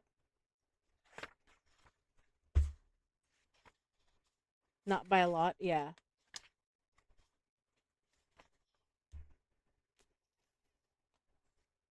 Fuck, I want to read it because I know there's Renfield in there. Fuck it. Chapter 6, Mina Murray's Journal, 24 July, Whitley. Lucy met me at the station, looking sweeter and lovelier than ever, and we drove up to the house at the Crescent, in which they have rooms. This is a lovely place. The little river, the Esk, runs through a deep valley which broadens out as it comes near the harbor. A great viaduct runs across, with high piers, through which the view seems somehow further away than it really is. The valley is beautifully green, and it is so steep that when you are on on the highland, on either side you look right across it, unless you are near enough to see down. The houses of the old town, the side away from us, are all red roofed, and seem piled up one over the other anyhow, like the pictures we see of Nuremberg. Right over the town is the ruin of Whitby Abbey, which was ransacked by the Danes, and which is the scene of part of Marmion, where the girl was built up in the wall. It is a most noble ruin of immense size, and full of beautiful and romantic bits. There is a legend that a white lady is seen in one of the windows. Between it and the town there is another church, the parish one, around which is a brick graveyard all full of tombstones. This is to my mind the nicest spot in Whitby, for it lies right over the town, and has a full view of the harbour and all of the bay to where the headland called Kettleness stretches out in the sea. It descends so steeply over the harbour that part of the bank has fallen away. Oh, yeah, this is Renfield's chapter. You can tell because there's a rat and flies and like spiders and a skull at the bottom. That's pretty cool. Save it. No. Ha ha ha ha. You couldn't stop me fast enough.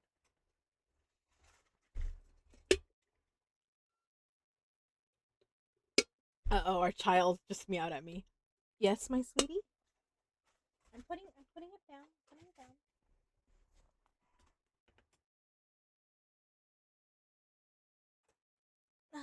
There we go. It descends so steeply over the harbor that part of the bank has fallen away, and some of the graves have been destroyed. In one place, part of the stonework of the grave stretches out over the sandy pathway far below. There are walks, with seats beside them, through the churchyard, and people go and sit there all day long, looking at the beautiful view and enjoying the breeze. I shall come and sit here very often myself and work, indeed. I am writing now with my book on my knee and listening to the talk of three old men who are sitting beside me. They seem to do nothing all day but sit up there and talk. The harbor lies below me, with on the far side one long granite wall, middle of which is a lighthouse. A heavy sea wall runs along outside of it. On the near side, the sea wall makes an elbow crooked inversely, and its end too has a lighthouse. Between the two piers there is a narrow opening into the harbor, which then suddenly widens. It is nice at high water, but where the tide is out, it shoals away to nothing, and there is merely the stream of the Esk, running between the banks of the sand with rocks here and there.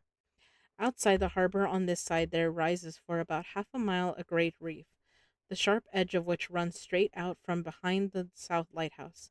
At the end of it is a buoy with a bell, which swings in bad weather and sends in a mournful sound on the wind. They have legend here that when a ship is lost, bells are heard out at sea.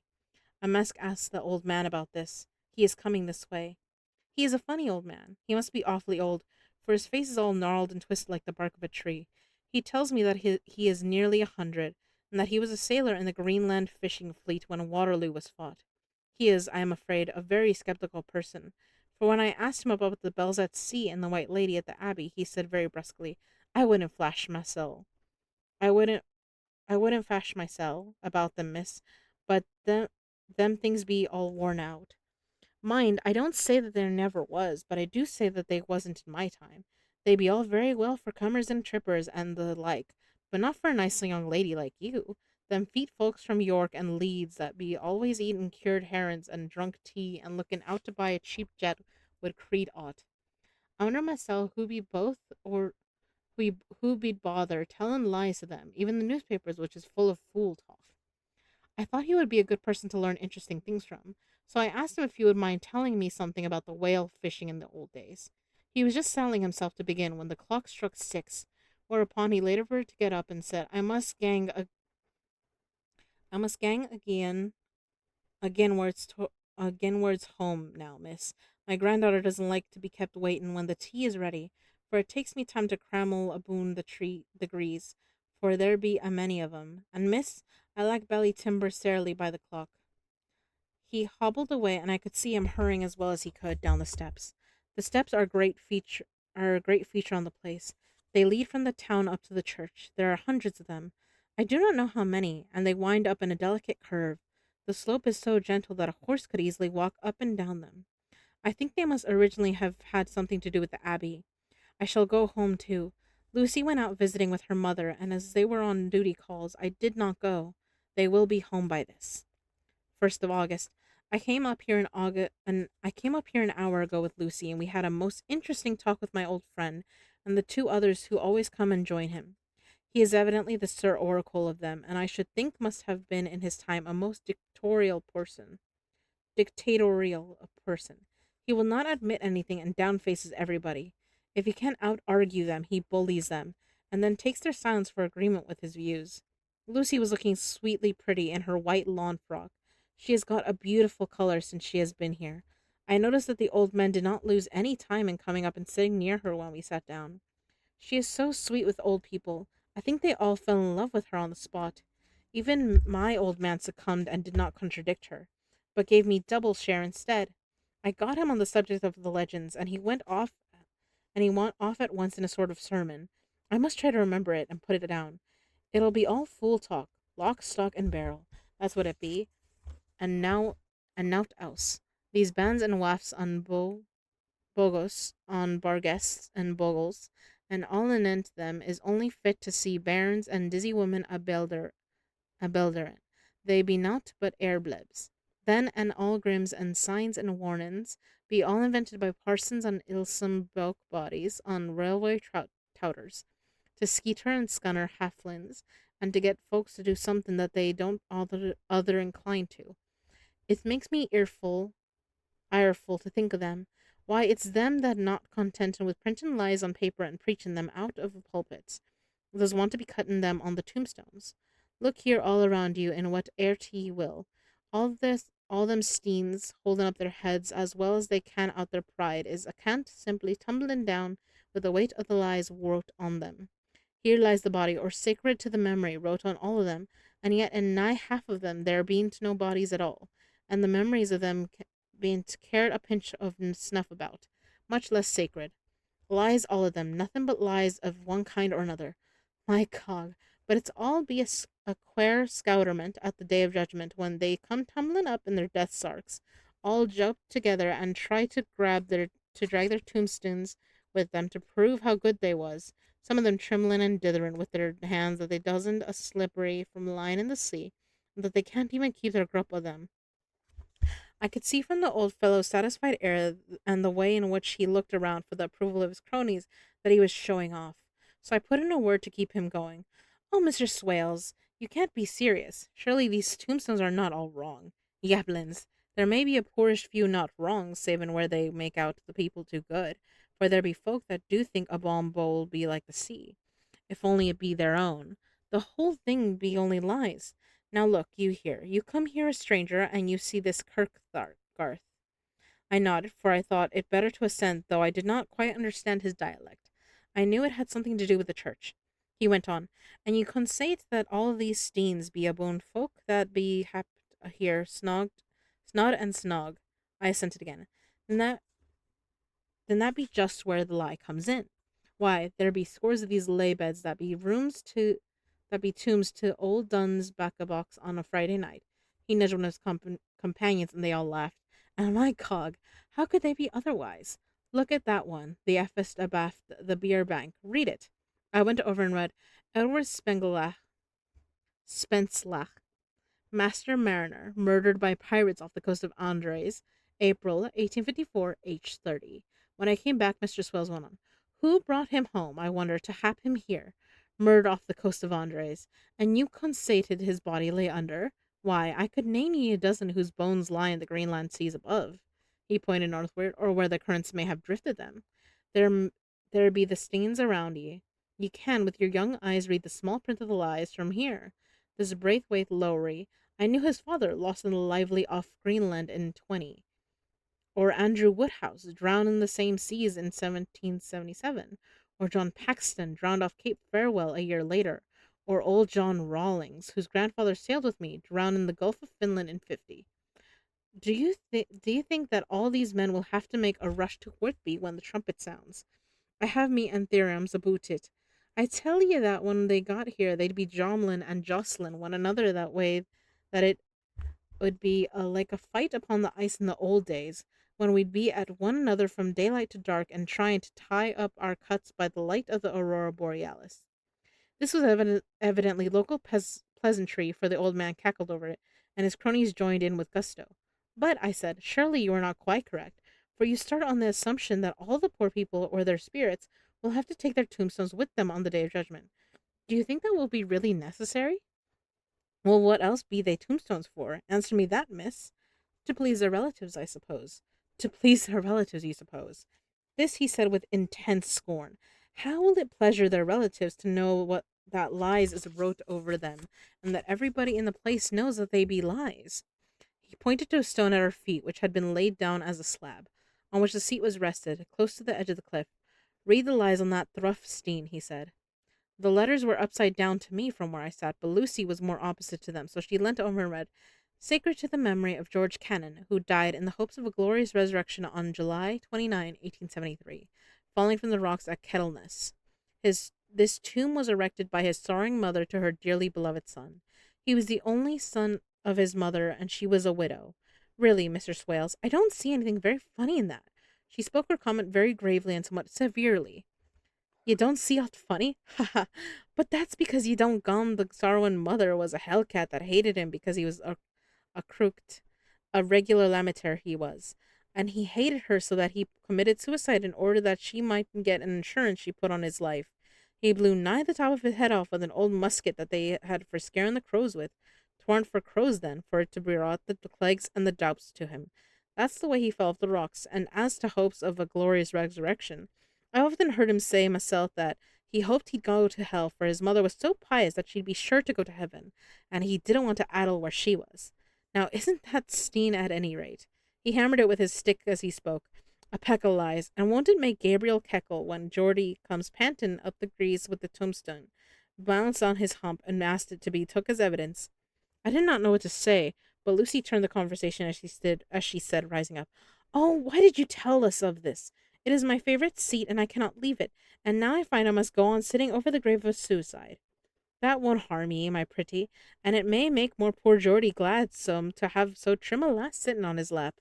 That won't hurt ye. Why, I've sat here off and on for for nigh 20 years past, and it hasn't done me no harm.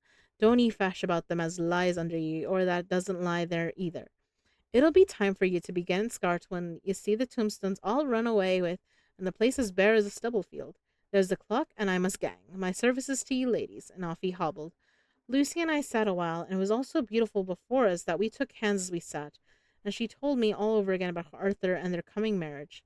That made me just a little heartsick, for I haven't heard from Jonathan for a whole month. The same day, I came up here alone, for I am very sad. There was no letter for me. I hope there cannot be anything the matter with Jonathan. The clock has just struck 9. I see the lights scattered all over the town, sometimes in rows where the streets are, and sometimes singly. They run right up to the Esk and die away in the curve of the valley. To my left, the view is cut off by a black line of roof of the old house next to the abbey. The sheep and lambs are bleating in the fields away behind me, and there is a clatter of a donkey's hoofs up the paved road below. The band on the pier is playing a harsh waltz in a good time, and further along the quay there is a Salvation Army meeting in a back street. Neither of the bands hears the other, but up here I hear and see them both. I wonder where Jonathan is and if he is thinking of me. I wish he were here. Dr. Seward's diary. As you continue, Shadow. Mother bid now, mother. Yeah. I think he's laying directly underneath me right now. Oh, yeah. He's directly under my chair. He's like, you're not moving without me knowing. But I'm like, I swear to God, I'm almost done. I'm so excited. Okay. Dr. Seward's diary. 5th of June. The case of Renfield grows more interesting the more I get to understand the man. He has certain qualities very largely developed: selfishness, secrecy, and purpose. I wish I could get at what is the object of the latter. He seems to have some settled scheme of his own, but what it is I do not yet know. His redeeming quality is a love of animals, though.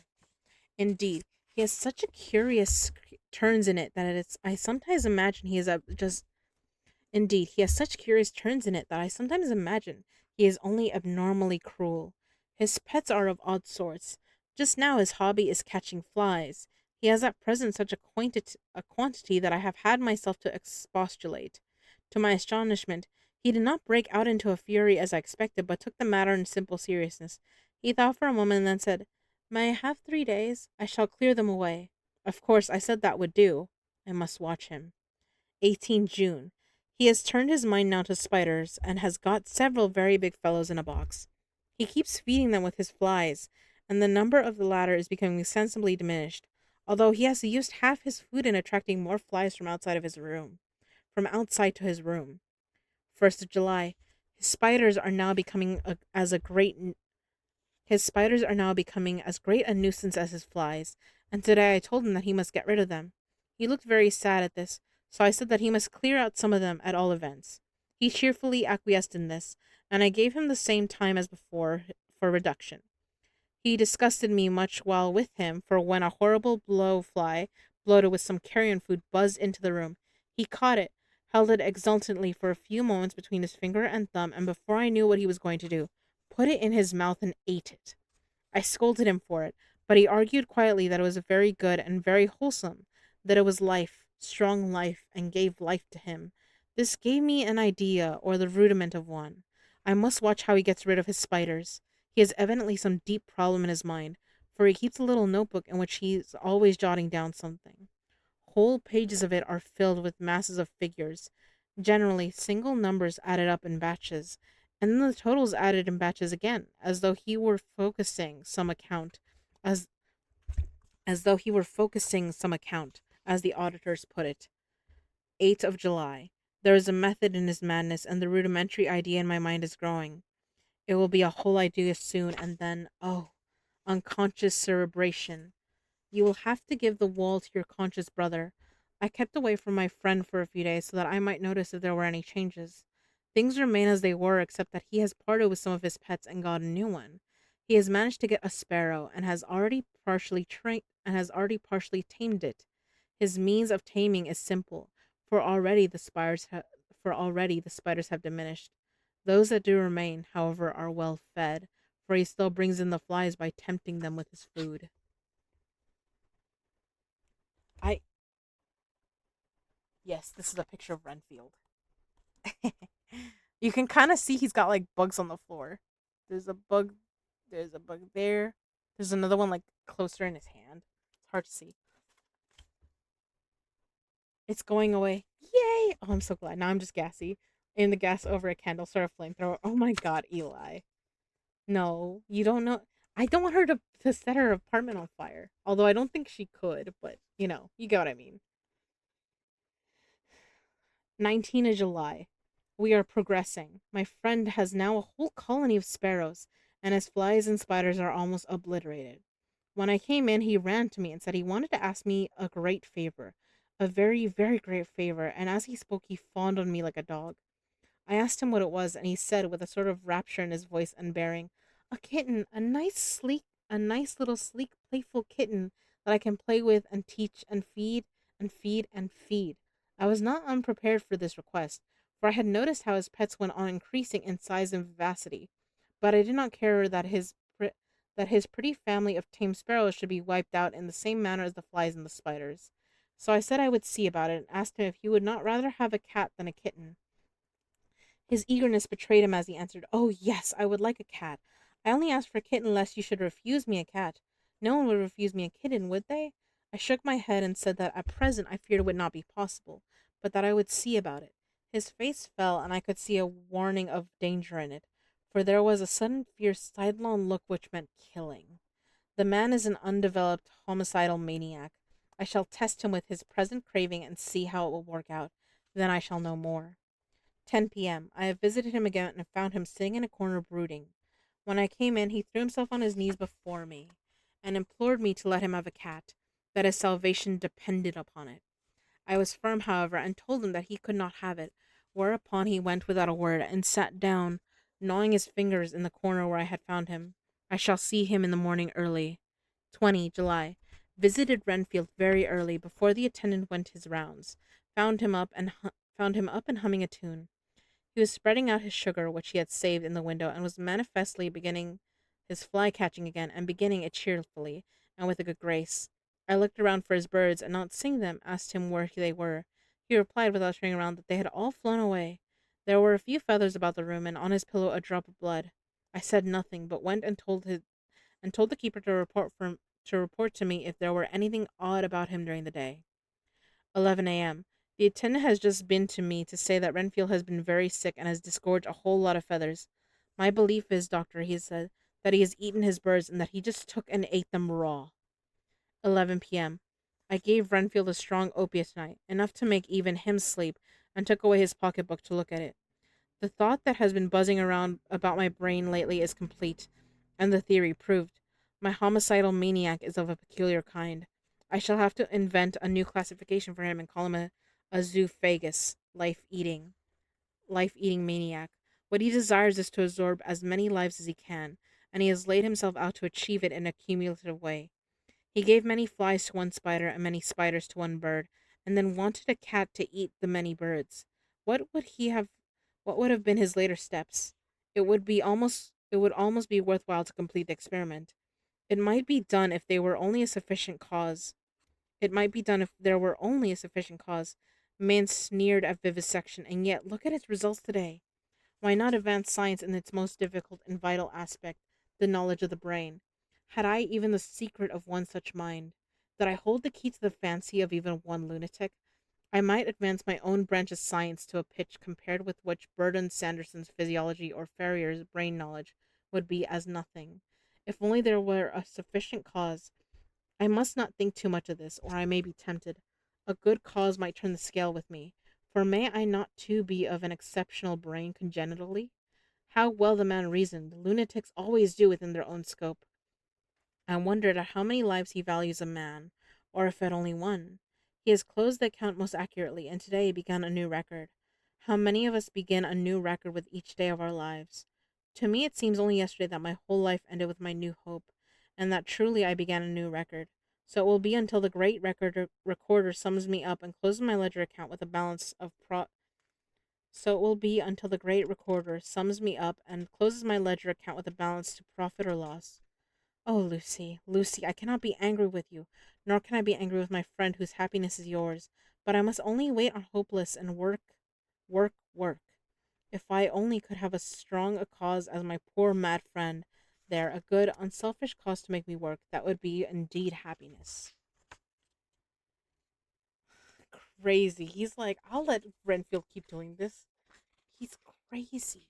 Holy shit, okay. I got like 4 pages left. There are other tools you can use. You're such a goofy eye. Mina Murray's journal, 26th of July. I am anxious, and it soothes me to express myself here. It is like whispering to oneself and listening at the same time. And there's also something about the shorthand symbols that makes it different from writing. I am unhappy about Lucy and about Jonathan. I had not heard from Jonathan for some time and was very concerned. But yesterday, dear Mr. Hawkins, who was always so kind, sent me a letter from him. I had written asking him if he had heard, and he said the enclosed had just been received. It is only a line dated from Castle Dracula and says that he is just starting for home. This is not like Jonathan. I do not understand it and it makes me uneasy. Then, too, Lucy, although she is so well, has lately taken to her old habit of walking in her sleep. Her mother has spoken to me about it, and we have decided that I am to lock the door of our room every night. Miss Westenra has got an idea for that sleepwalkers always go out on roofs of houses and along the edges of cliffs, and then get suddenly wakened and fall over with a despairing cry that echoes all over the place. Poor dear, she is naturally anxious about Lucy, and she tells me that her husband, Lucy's father, had the same habit, that he would get up in the night and dress himself and go out, if he were not stopped. Lucy is to be married in the autumn, and she is already planning out her dresses and how her house is to be arranged. I sympathize with her, for I do the same, only Jonathan and I will start in life in a very simple way, and shall have to try to make both ends meet. Mr. Holmwood, he is the Honourable Arthur Holmwood, only son of Lord Godalming, is coming up here very shortly, as soon as he can leave town, for his father is not very well, and I think dear Lucy is counting the moments till he comes. She wants to take him up to the seat on the churchyard cliff and show him the beauty of Whitby. I dare say it is the waiting which disturbs her. She will be all right when he arrives. 27th of July. No news from Jonathan. I am getting quite uneasy about him, though why I do not know. But I do wish that he would write, if it were only a single line. Lucy walks more than ever, and each night I am awakened by her moving about the room. Fortunately, the weather is so hot that she cannot get cold, but still the anxiety and the perpetually being wakened is beginning to tell on me, and I am getting nervous and wakeful myself. Thank God Lucy's health keeps up. Mr. Homewood has been suddenly called to ring to see his father, which has been taken seriously ill. Lucy frets the postponement of seeing him, but it does not touch her looks. She is a trifle stouter, and her cheeks are a lovely rose pink. She has lost that anemic look which she had. I pray it will all last. 3rd of August.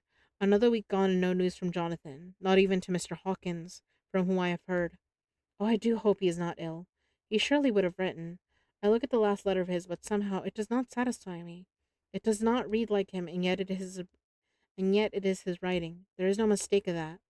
Lucy has not walked much in her sleep the last week, but there is an odd concentration about her which I do not understand. Even in her sleep, she seems to be watching me. She tries the door, and finding it locked, goes about the room searching for the key. 6th of August. Another 3 days and no news. This suspense is getting dreadful. If I only knew where to write, if I only knew where to write to or where to go to, I should feel easier. But no one has heard a word of Jonathan since the last letter. I must only pray to God for patience. Lucy is more excitable than ever, but it is otherwise well. Last night was very threatening, and the fishermen say that we are in for a storm. I must try to watch it and learn the weather signs. Today is a grey day, and the sun, as I write, is hidden in the thick clouds high over Kettleness. Everything is grey except the green grass, which seems like emerald amongst it. Grey earthly rock, grey clouds, tinged with the sunburst at the far edge, hang over the grey sea, into which the sand points stretch like grey fingers. The sea is tumbling in over the shallows, and the sandy flats with a roar muffled in the sea mist drifting inland. The horizon is lost in a grey mist. All is vastness. The clouds are piled up like giant rocks, and there is a brool over the sea that sounds like some presage of doom. Dark figures are on the beach here and there, sometimes half shrouded in mist, and seem men like trees walking. The fishing boats are racing for home, and rise and dip in the ground swell as they sweep into the harbor, bending to the scuppers. Oops.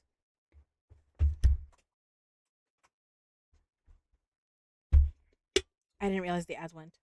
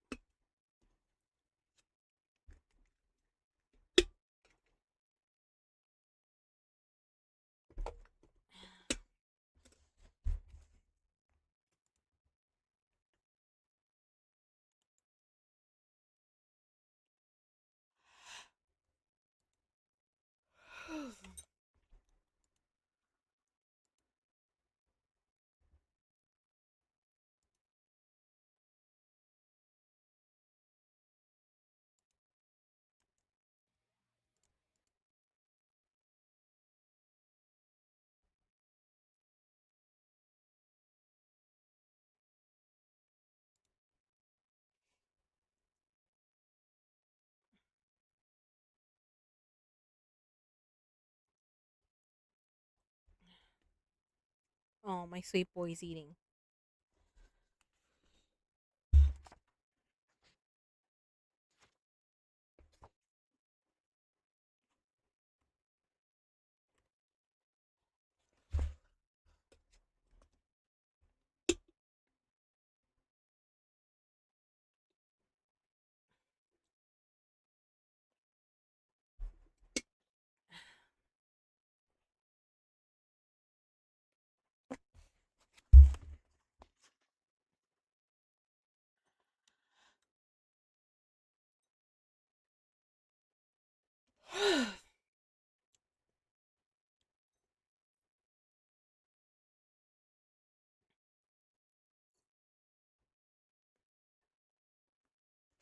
I know, baby. I have 2 pages left and we can go to bed.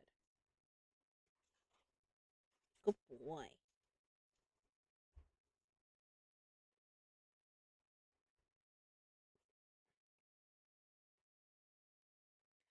Welcome back from the ad, starlings. All right. We have 2 pages left. We're almost done. And then I'll send you to someone. Um, the fishing boats are racing for home and rise and dip in the groundswell as they sweep into the harbor, bending to the scuppers. Here comes old Mr. Swales. He is making straight for me, and I can see by the way he lifts his hat that he wants to talk. I have been quite touched by the change in the poor old man. When he sat down beside me, he said in a very gentle way, "I want to say something to you, miss." I could see he was not at ease, so I took his poor old wrinkled hand in mine and asked him to speak fully. So he said, leaving his hand in mine, "I'm afraid, my dearie, that I must have shocked you by all the wicked things I have been saying about the dead and such like for week past. But I didn't mean them, and I want ye to remember that when I'm gone. We odd folks that be daffled, and with one foot abaft the crock hole, don't altogether like to think of it, and we don't want to feel scart of it, and that's why I've took to making light of it, so that I cheer up my own heart a bit. But Lord love ye, miss, I ain't afraid of dying, not a bit. Only I don't want to die if I can help it. My time must be nigh at hand now, for I be owed, and 100 years is too much for any man to expect, and I'm so nigh it that odd man is already wet in his scythe. You see, I can get out of the habit of caffin about it all at once. The chaps will wag as they be used to. Some day soon the angel of death will sound his trumpet for me. But don't ye dole any greed to me, dearie, for he saw that I was crying. If he should come this very night, I'd not refuse to answer his call, for life be, after all, only a waitin' for something else than what we are doing, and death be all that we can rightly depend on. But I'm content, for it's comin' to me, my dearie, and comin' quick, and maybe comin' while we be lookin' and wonderin'. Maybe it's in that wind out there, out over the hearts that's bringin' with it loss and wreck, and sore distress and sad hearts. Look, look, he cried suddenly. There's something in that wind and the house and the host beyond that sounds and looks and tastes and smells like death. It's in the air. I feel it comin'. Lord, make me answers cheerful when my call comes. He held up his arms devoutly and raised his hat. His mouth moved as though he were praying. After a few minutes' silence, he got up, shook hands with me, and blessed me, and said good-bye, and hobbled off. It all touched me and upset me very much. I was glad when the Coast Guard came along, with his spyglass under his arm. He stopped to talk with me as he always does, but all the time kept looking at a strange ship. "I can't make her out," he said. "She's a Russian by the look of her, but she's knocking about in the queerest way. She doesn't know her mind a bit. She seems to see the storm coming, but can't decide whether to run up north in the open or to put in here. Look there again. She has steered she has steered mighty strangely, for she doesn't mind the hand on the wheel. Changes about with every puff of wind. We'll hear more of her before this time tomorrow." Interesting.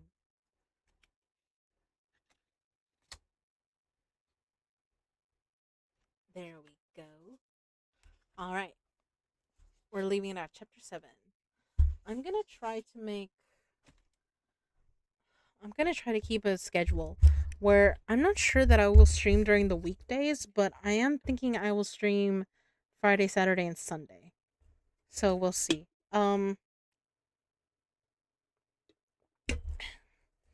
Maybe um Tuesday I might be with Gabe doing Danganronpa. We'll see if things work out with us, with like all of us voice actors for him having the time. Then the other thing is, uh, we are gonna. Hello, welcome in. I'm sorry, we're ending tonight. I just finished chapter 6. I'm reading Crescent City. Crescent City. That's okay. That sounds interesting. Who's that by? Um, all right, Sarah J. Mask. Oh, okay, okay. I know who that is. So it's a new book. By the way, everyone. Well, you know what? Um, hmm. Let's see. I know who I'm sending you guys to. Oh, is it an older book then? It could not like super new. Okay. I was like I was picturing it's a newer series, but okay. That's fair. Can I pick? Who do you want to suggest? Who do you want to suggest, Legion? My mom has read all of her books. Oh, really? I didn't know that, darling. Dead on Arrival. What are they doing?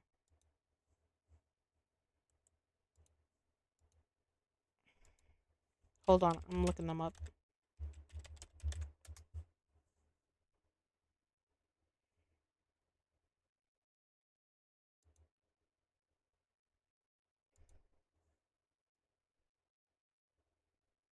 Oh, that's kind of cool. I kind of love that they're doing fanfic. That's pretty cool. Um, I will have to look into this person later. That sounds interesting though. But unfortunately, I think we're gonna go with one of my friends who is doing a they're playing a game. Dead by Deadlight. Yeah, that sounds cool. No, you're good. You're good. I'm just saying because I don't know I don't know this person yet, right? I mean, we can always make friends, but I prefer to take you guys to someone I know, who's just probably being silly right now. Writing fanfic on stream. I wish I had the guts. Right? Night, my Pterion. Night, Kitsune. Good night, teddy bear. But right, I wish I had the guts for fanfic on stream. Me and Darling are definitely AO3 girly, so that's not the reason why I'm not against it, okay? I just letting you know. Like we're absolutely for fanfic. All mine are smutty, so yeah. I like to get I start mine like angsty or like hurt comfort style and then and then it goes smut. uh sometimes I have a hard time connecting bits though. Oh, our son fell asleep on my foot and he's like twitching right now because he's dreaming. This sweet little baby. I love that he's like sleeps like he dreams on me because that means that he like trusts me. Slow burn then smile. Yeah, I mean that's what I try for. I try for the slow burn because I like this. I like a story when I'm reading slow burn relationship then smile. Yeah, I get what you mean. Cause I want a story, my guy. I don't like too many fanfics where they like skip right to it. I'm like, no, come on. I wanted a setup. So sometimes there's surprisingly really long one chapter ones though. If I was braver, I would read you guys my favorite fanfics. Not ones that I wrote, but like other ones. But also, I don't know if I wanna expose myself like that. Oh my god. Well, there's like a cute one I would absolutely read to you guys, but I'm like there is one cute one that I would be like, you know what, I could read it. Um, it's potentially a little cringe because it's from like a kid show, but because of that, that's why there's like no smut. It's just fluff and relationship. Oh, but it made me cry too. So like redo it because majority of mine I gotta redo them. Yeah, sure. Write one of mine on stream. Yeah, don't you have a redeem to read one of yours on stream? I really want to do it. But I also don't want to put you in that position because I know you're. Oh my god. But yeah, we're gonna go join EXO and the Goon Squad because they're up late being naughty and they're playing a story game. Um, all of mine are K-pop fanfics. Yeah. Let me put the raid message again just because in case y'all didn't grab it, because I always forget to grab my own raid message too. So I know, I forget all the time. Whew, it's hot, but I'm gonna try to stream like Friday, Saturday, Sunday, like to get a schedule going again. And I want to say Friday we'll do Foolish Mortals. Um, and then maybe Saturday and Sunday we do like like me reading streams. We'll see, because we'll have to see what my voice can handle. Because sometimes my voice is like we can go for a while, and then sometimes it's like yeah no. So we'll see,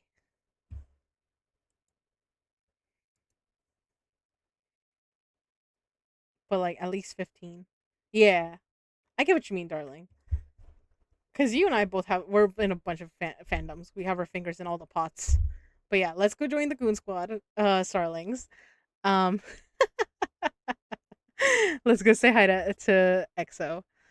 I love y'all. Bye. Thank you for keeping me company today. Mwah!